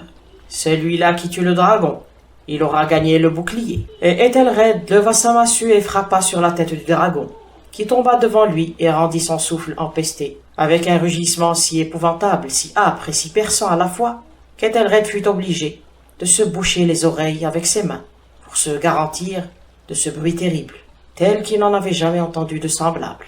Ici je fis brusquement une nouvelle pause, et cette fois avec un sentiment de violent étonnement, car il n'y avait pas lieu de douter que je n'eusse réellement entendu, dans quelle direction qu'il m'était impossible de le deviner, un son affaibli et comme lointain mais âpre, prolongé, singulièrement perçant et grinçant. L'exacte contrepartie du cri surnaturel du dragon, décrit par le romancier, et tel que mon imagination se l'était déjà figuré. Oppressé comme je l'étais évidemment lors de cette seconde et très extraordinaire coïncidence, par 1000 sensations contradictoires, parmi lesquelles dominaient un étonnement et une frayeur extrême, je gardai néanmoins assez de présence d'esprit pour éviter d'exciter, par une observation quelconque, la sensibilité nerveuse de mon camarade.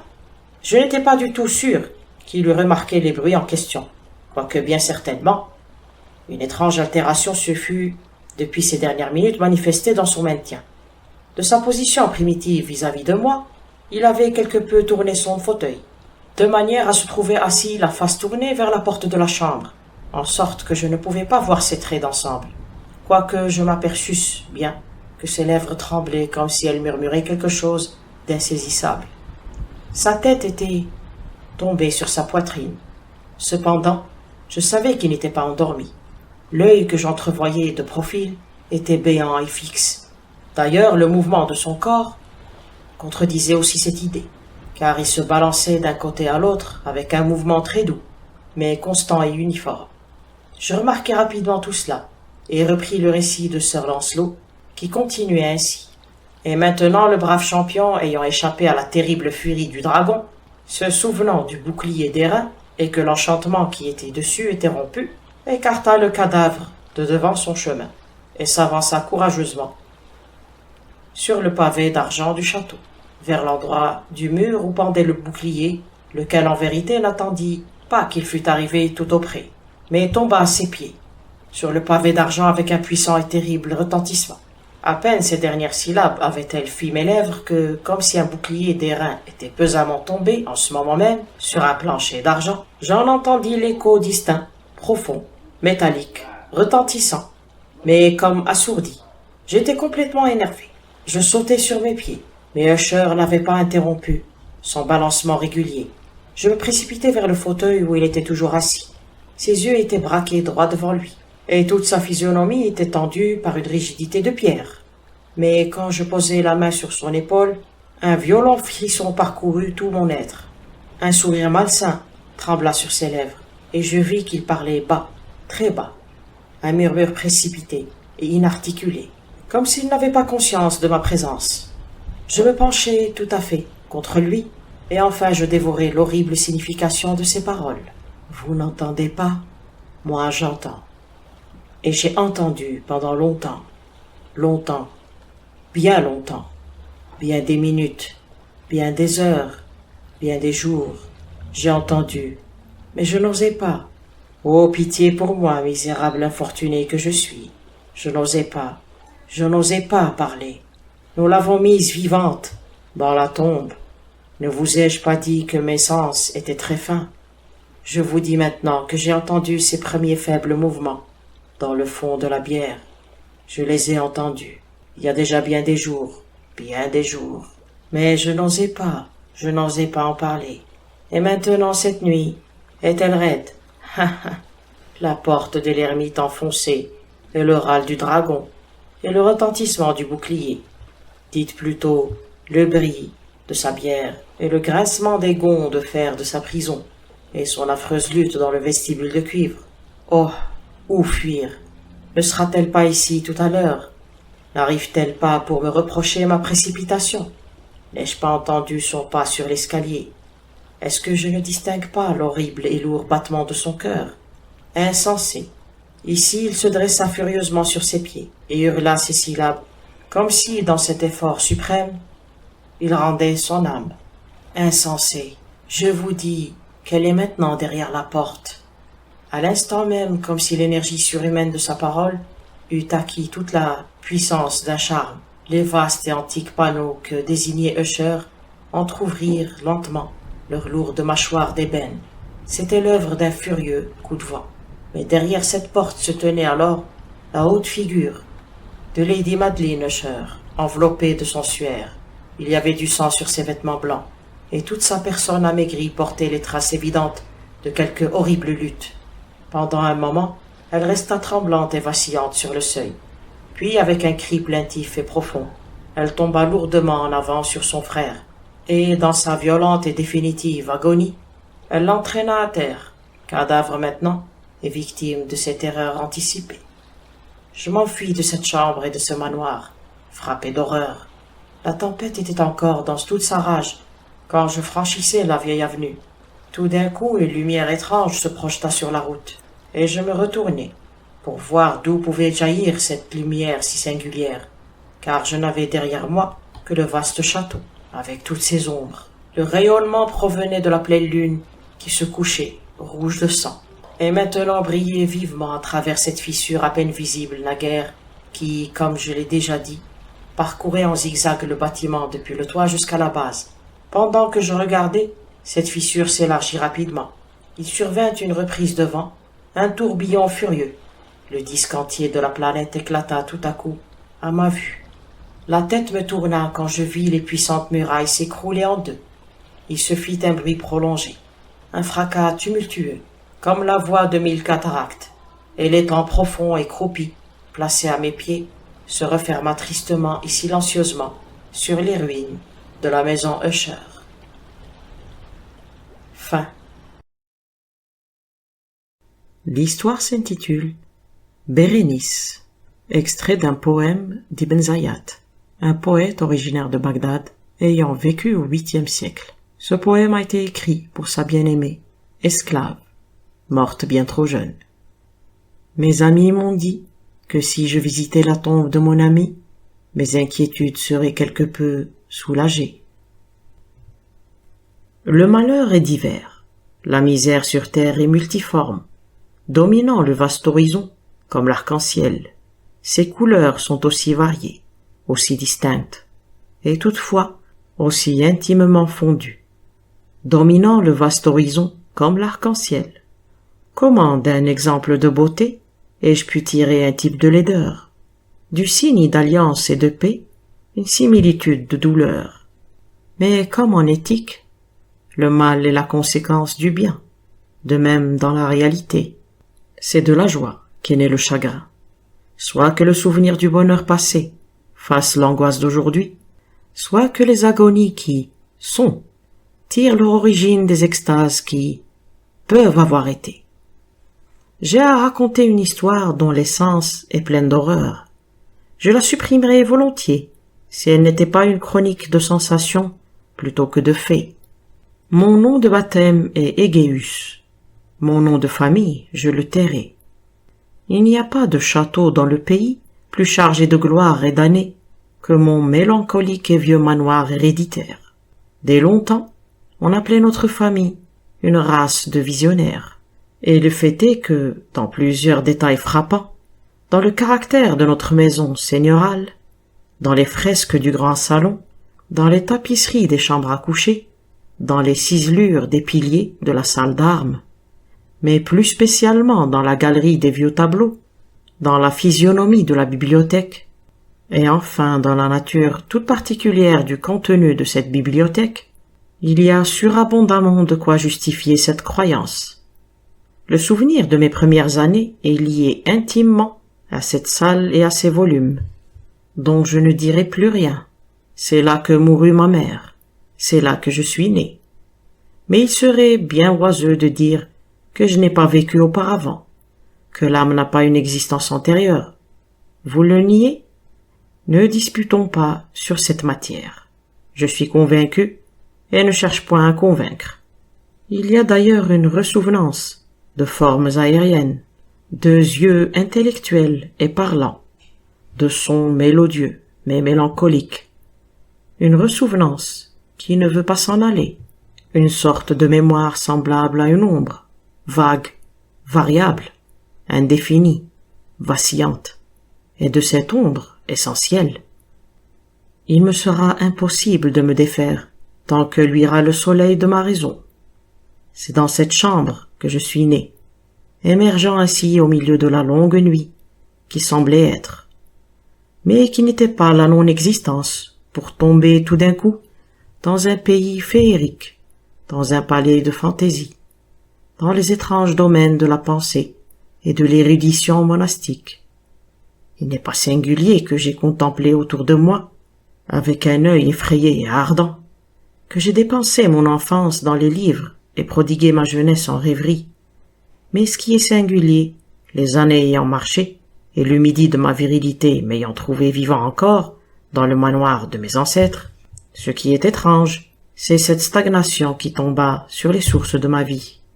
C'est cette complète interversion qui s'opéra dans le caractère de mes pensées les plus ordinaires. Les réalités du monde m'affectaient comme des visions, et seulement comme des visions, pendant que les idées folles du pays des songes devenaient en revanche non la pâture de mon existence de tous les jours, mais positivement mon unique et entière existence elle-même. Bérénice et moi, nous étions cousins, et nous grandîmes ensemble dans le manoir paternel, mais nous grandîmes différemment. Moi maladif et enseveli dans ma mélancolie, elle agile, gracieuse et débordante d'énergie. À elle, le vagabondage sur la colline, à moi, les études du cloître. Moi vivant dans mon propre cœur et me dévouant corps et âme à la plus intense et à la plus pénible méditation. Elle, errant et soucieuse à travers la vie, sans penser aux ombres de son chemin, ou à la fuite silencieuse des heures au noir plumage. Bérénice, j'invoque son nom, Bérénice. Et des ruines grises de ma mémoire se dressent à ce son 1000 souvenirs tumultueux. Son image est là, vivante devant moi, comme dans les premiers jours de son allégresse et de sa joie. Ô magnifique et pourtant fantastique beauté, ô naïade parmi ces fontaines, et puis tout est mystère et terreur, une histoire qui ne veut pas être racontée. Un mal fatal s'abattit sur sa constitution, comme le simoun, et même pendant que je la contemplais, l'esprit de la métamorphose passait sur elle et l'enlevait, pénétrant son esprit et ses habitudes, son caractère, et de la manière la plus subtile et la plus terrible, perturbant même son identité. Hélas, le destructeur venait et s'en allait. Mais la victime, la vraie Bérénice, qu'est-elle devenue? Je ne connaissais pas celle-ci, ou du moins, je ne la reconnaissais plus comme Bérénice.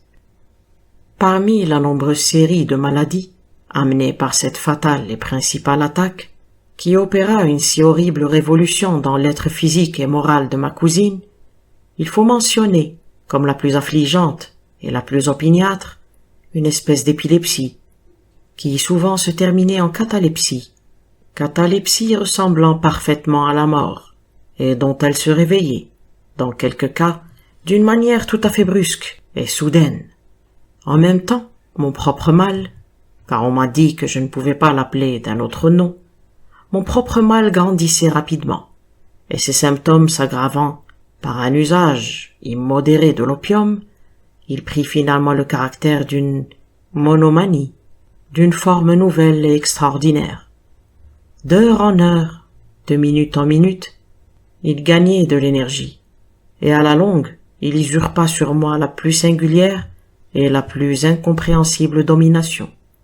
Cette monomanie, s'il faut que je me serve de ce terme, consistait dans une irritabilité morbide des facultés de l'esprit, que la langue philosophique comprend dans le mot faculté d'attention.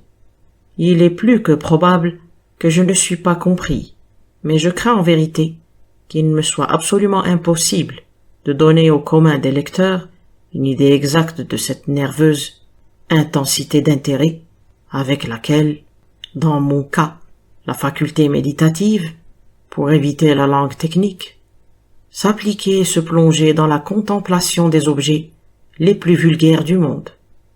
Réfléchir infatigablement, de longues heures, l'attention rivée à quelques citations puériles sur la marge ou dans le texte d'un livre, resté absorbé, la plus grande partie d'une journée d'été, dans une ombre bizarre, s'allongeant obliquement sur la tapisserie ou sur le plancher. M'oublier une nuit entière à surveiller la flamme droite d'une lampe ou les braises du foyer. Rêver des jours entiers sur le parfum d'une fleur. Répéter d'une manière monotone quelques mots vulgaires, jusqu'à ce que le son, à force d'être répété, cessa de présenter à l'esprit une idée quelconque, perdre tout sentiment de mouvement ou d'existence physique, dans un repos absolu, obstinément prolongé. Telles étaient quelques-unes des plus communes et des moins pernicieuses aberrations de mes facultés mentales. Aberrations qui, sans doute, ne sont pas absolument sans exemple, mais qui défient certainement toute explication et toute analyse. Encore, je veux bien être compris. L'anormale, intense et morbide attention, ainsi excitée par des objets frivoles en eux-mêmes, est d'une nature qui ne doit pas être confondue avec ce penchant à la rêverie commun à toute l'humanité, et auquel se livrent surtout les personnes d'une imagination ardente. Non seulement elle n'était pas, comme on pourrait le supposer d'abord, un terme excessif et une exagération de ce penchant, mais encore elle en était originairement et essentiellement distincte. Dans l'un de ces cas, le rêveur, l'homme imaginatif, étant intéressé par un objet généralement non frivole, perd peu à peu l'objet de vue à travers une immensité de déductions et de suggestions qui en jaillit. Si bien qu'à la fin d'une de ces songeries, souvent remplies de volupté, il trouve l'incitamentum, ou cause première de ses réflexions, entièrement évanoui et oublié. Dans mon cas, le point de départ était invariablement frivole, quoique revêtant à travers le milieu de ma vision maladive une importance imaginaire et de réfraction. Je faisais peu de déductions, si toutefois j'en faisais, et dans ce cas, elle retournait opiniâtrement à l'objet principe, comme à un centre. Les méditations n'étaient jamais agréables, et à la fin de la rêverie, la cause première, bien loin d'être hors de vue, avait atteint cet intérêt surnaturellement exagéré, qui était le trait dominant de mon mal. En un mot, la faculté de l'esprit plus particulièrement excitée en moi était, comme je l'ai dit, la faculté de l'attention, tandis que chez le rêveur ordinaire, c'est celle de la méditation. Mes livres, à cette époque, s'ils ne servaient pas positivement à hériter le mal, participaient largement, on doit le comprendre, par leur nature imaginative et irrationnelle, des qualités caractéristiques du mal lui-même. Je me rappelle fort bien, entre autres, le traité du noble Italien, Coelius Secundus Curio, De Amplitudine Beati Regni Dei, le grand ouvrage de saint Augustin, La Cité de Dieu, et le De Carne Christi de Tertullien, de qui l'inintelligible pensée, le Fils de Dieu a-t-il été crucifié, absorba exclusivement tout mon temps, pendant plusieurs semaines, d'une laborieuse et infructueuse investigation. On jugera sans doute que, dérangée dans son équilibre par des choses insignifiantes, ma raison avait quelque ressemblance avec cette roche marine dont parlent Ptolémée et Festion, qui résistait immuablement à toutes les attaques des hommes et à la fureur plus terrible des eaux et des vents, et qui tremblait seulement au toucher de la fleur nommée asphodèle. À un penseur inattentif, il paraîtra tout simple et hors de doute que la terrible altération produite dans la condition morale de Bérénice par sa déplorable maladie dut me fournir maints sujets d'exercer cette intense et anormale méditation, dont j'ai eu quelque peine à expliquer la nature. Eh bien, il n'en était absolument rien. Dans les intervalles lucides de mon infirmité, son malheur me causait, il est vrai, du chagrin. Cette ruine totale de sa belle et douce vie me touchait profondément le cœur. Je méditais fréquemment et amèrement sur les voies mystérieuses et étonnantes par lesquelles une si étrange et si soudaine révolution avait pu se produire. Mais ces réflexions ne participaient pas de l'idiosyncrasie de mon mal. Et étaient-elles qu'elles se seraient offertes dans des circonstances analogues à la masse ordinaire des hommes? Quant à ma maladie, fidèle à son propre caractère, elle se faisait une pâture des changements moins importants, mais plus saisissants, qui se manifestaient dans le système physique de Bérénice, dans la singulière et effrayante distorsion de son identité personnelle, dans les jours les plus brillants de son incomparable beauté. Très sûrement je ne l'avais jamais aimée.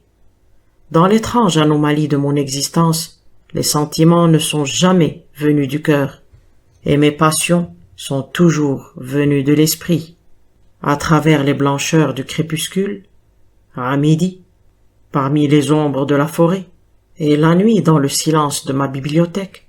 Elle avait traversé mes yeux, et je l'avais vue, non comme la Bérénice vivante et respirante, mais comme la Bérénice d'un songe, non comme un être de la terre, un être charnel, mais comme dans l'abstraction d'un tel être, non comme une chose à admirer, mais à analyser, non comme un objet d'amour, mais comme le thème d'une méditation aussi abstruse qu'irrégulière. Et maintenant je frissonnais en sa présence, je pâlissais à son approche. Cependant, tout en me lamentant amèrement sur sa déplorable condition de déchéance, je me rappelai qu'elle m'avait longtemps aimé, et dans un mauvais moment, je lui parlai de mariage. Enfin, l'époque fixée pour nos noces approchait, quand, dans une après-midi d'hiver, dans une de ces journées intempestivement chaudes, calmes et brumeuses, je m'assis, me croyant seul dans le cabinet de la bibliothèque, et en levant les yeux, je vis Bérénice debout devant moi. Fût-ce mon imagination surexcitée, ou l'influence brumeuse de l'atmosphère, ou le crépuscule incertain de la chambre, ou le vêtement obscur qui enveloppait sa taille, qui lui prêta ce contour si tremblant et si indéfini, je ne pourrais le dire. Peut-être avait-elle grandi depuis sa maladie. Elle ne dit pas un mot, et moi, pour rien au monde, je n'aurais prononcé une syllabe. Un frisson de glace parcourut mon corps, une sensation d'insupportable angoisse m'oppressait, une dévorante curiosité pénétrait mon âme, et je me renversai dans le fauteuil. Je restai quelque temps, sans souffle et sans mouvement, les yeux cloués sur sa personne. Et hélas, son amaigrissement était excessif, et pas un vestige de l'être primitif n'avait survécu, et ne s'était réfugié dans un seul contour. À la fin, mes regards tombèrent ardemment sur sa figure. Le front était haut, très pâle, et singulièrement placide, et les cheveux autrefois d'un noir de jais le recouvraient en partie, et ombrageaient les tempes creuses d'innombrables boucles, actuellement d'un blond ardent, dont le caractère fantastique jurait cruellement avec la mélancolie dominante de sa physionomie. Les yeux étaient sans vie et sans éclat, en apparence sans pupille, et involontairement je détournai ma vue de leur fixité vitreuse pour contempler les lèvres amincies et recroquevillées. Elles s'ouvrirent, et dans un sourire singulièrement significatif, les dents de la nouvelle Bérénice se révélèrent lentement à ma vue. Plût à Dieu que je ne les eusse jamais regardées, ou que, les ayant regardées, je fusse mort. Une porte, en se fermant, me troubla, et levant les yeux, je vis que ma cousine avait quitté la chambre. Mais la chambre dérangée de mon cerveau, le spectre blanc et terrible de ses dents, ne l'avait pas quittée et n'en voulait pas sortir. Pas une piqûre sur leur surface, pas une nuance dans leur émail, pas une pointe sur leurs arêtes, que ce passager sourire n'ait suffi à imprimer dans ma mémoire. Je les vis même alors plus distinctement que je ne les avais vus tout à l'heure. Les dents, elles étaient là, et puis là, et partout, visible, palpable devant moi, longue, étroite et excessivement blanche, avec les lèvres pâles se tordant autour, affreusement distendues, comme elles étaient naguère. Alors arriva la pleine furie de ma monomanie, et je luttai en vain contre son irrésistible et étrange influence. Dans le nombre infini des objets du monde extérieur, je n'avais de pensée que pour les dents. J'éprouvais à leur endroit un désir frénétique. Tous les autres sujets, tous les intérêts divers furent absorbés dans cette unique contemplation. Elle seule, était présente à l'œil de mon esprit, et leur individualité exclusive devint l'essence de ma vie intellectuelle. Je les regardais dans tous les jours, je les tournais dans tous les sens, j'étudiais leur caractère, j'observais leurs marques particulières, je méditais sur leur conformation, je réfléchissais à l'altération de leur nature, je frissonnais en attribuant, dans mon imagination, une faculté de sensation et de sentiment, et même, sans le secours des lèvres, une puissance d'expression morale. On a fort bien dit de mademoiselle Salé que tous ses pas étaient des sentiments, et de Bérénice je croyais plus sérieusement que toutes les dents étaient des idées. Des idées. Ah, voilà la pensée absurde qui m'a perdu. Des idées.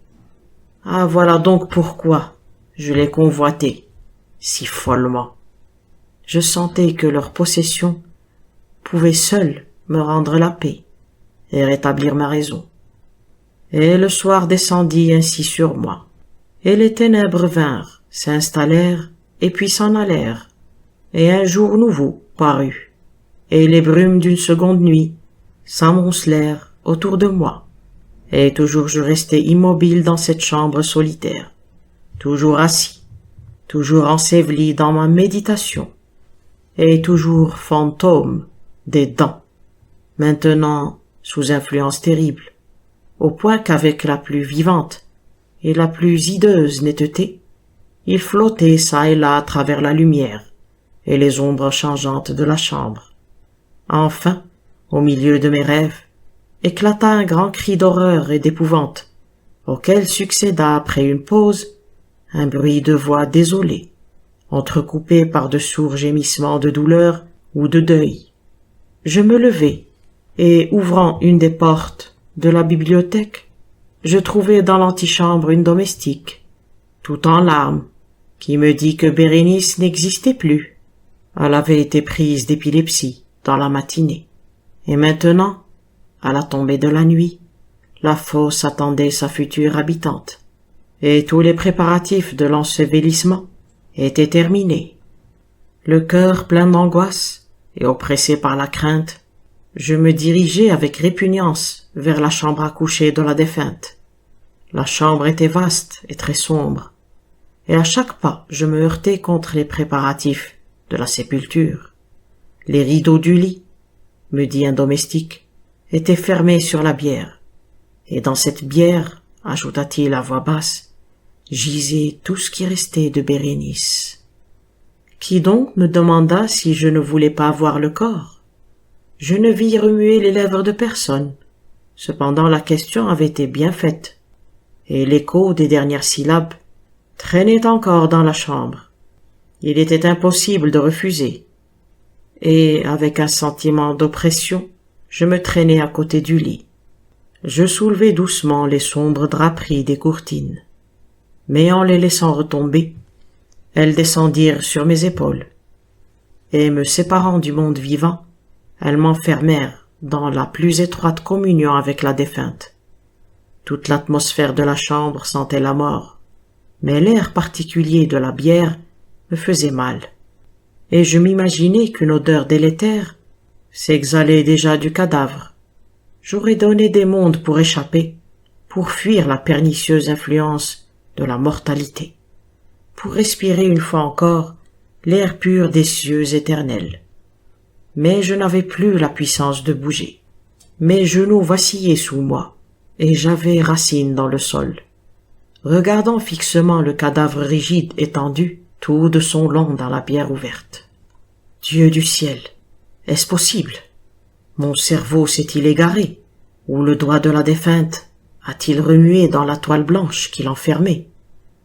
Frissonnant d'une inexprimable crainte, je levai lentement les yeux pour voir la physionomie du cadavre. On avait mis un bandeau autour des mâchoires, mais je ne sais comment, il s'était dénoué. Les lèvres livides se tordaient en une espèce de sourire, et à travers leur cadre mélancolique, les dents de Bérénice, blanches, luisantes, terribles, me regardaient encore avec une trop vivante réalité. Je m'arrachai convulsivement du lit, et sans prononcer un mot, je m'élançai comme un maniaque hors de cette chambre de mystère, d'horreur et de mort. Je me retrouvai dans la bibliothèque. J'étais assis, j'étais seul. Il me semblait que je sortais d'un rêve confus et agité. Je m'aperçus qu'il était minuit, et j'avais bien pris mes précautions pour que Bérénice fût enterrée après le coucher du soleil. Mais je n'ai pas gardé une intelligence bien positive, ni bien définie, de ce qui s'est passé durant ce lugubre intervalle. Cependant, ma mémoire était pleine d'horreur, horreur d'autant plus horrible qu'elle était plus vague, d'une terreur que son ambiguïté rendait plus terrible. C'était comme une page effrayante du registre de mon existence, écrite tout entière avec des souvenirs obscurs, hideux et inintelligibles. Je m'efforçai de les déchiffrer, mais en vain. De temps à autre, cependant, semblable à l'âme d'un son envolé, un cri grêle et perçant, une voix de femme, semblait tinter dans mes oreilles. J'avais accompli quelque chose, mais qu'était-ce donc? Je m'adressai à moi-même la question à haute voix, et les échos de la chambre me chuchotaient, en manière de réponse, « Qu'était-ce donc ?» Sur la table à côté de moi brûlait une lampe, et auprès était une petite boîte d'ébène. Ce n'était pas une boîte d'un style remarquable, et je l'avais déjà vue fréquemment, car elle appartenait au médecin de famille. Mais comment était-elle venue là, sur ma table? Et pourquoi frissonnais-je en la regardant? C'étaient là des choses qui ne valaient pas la peine d'y prendre garde, et mes yeux tombèrent, à la fin, sur les pages ouvertes d'un livre et sur une phrase soulignée. C'étaient les mots singuliers, mais fort simples, du poète Ibn Zayyat. Mes amis m'ont dit que si je visitais la tombe de mon ami, mes inquiétudes seraient quelque peu soulagées. D'où vient donc, qu'en les lisant, mes cheveux se dressèrent sur ma tête et que mon sang se glaça dans mes veines? On frappa un léger coup à la porte de la bibliothèque, et pâle comme un habitant de la tombe, un domestique entra sur la pointe des pieds. Ses regards étaient égarés par la terreur, et il me parla d'une voix très basse, tremblante, étranglée. Que me dit-il? J'entendis quelques phrases par-ci par-là. Il me raconta, ce me semble, qu'un cri effroyable avait troublé le silence de la nuit, que tous les domestiques s'étaient réunis. On avait cherché dans la direction du son, et enfin, sa voix basse devint distincte à faire frémir, quand il parla d'une violation de sépulture, d'un corps défiguré, dépouillé de son linceul, mais respirant encore, palpitant encore vivant. Il regarda mes vêtements. Ils étaient grumeleux de boue et de sang. Sans dire un mot, il me prit doucement par la main. Elle portait des stigmates d'ongles humains. Il dirigea mon attention vers un objet placé contre le mur. Je le regardai quelques minutes. C'était une bêche. Avec un cri, je me jetai sur la table et me saisis de la boîte d'ébène. Mais je n'eus pas la force de l'ouvrir. Et, dans mon tremblement, elle m'échappa des mains, tomba lourdement et se brisa en morceaux. Et il s'en échappa, roulant avec un vacarme de ferraille, quelques instruments de chirurgie dentaire, et avec eux, 32 petites choses blanches, semblables à de l'ivoire, qui s'éparpillèrent çà et là, sur le plancher. Fin.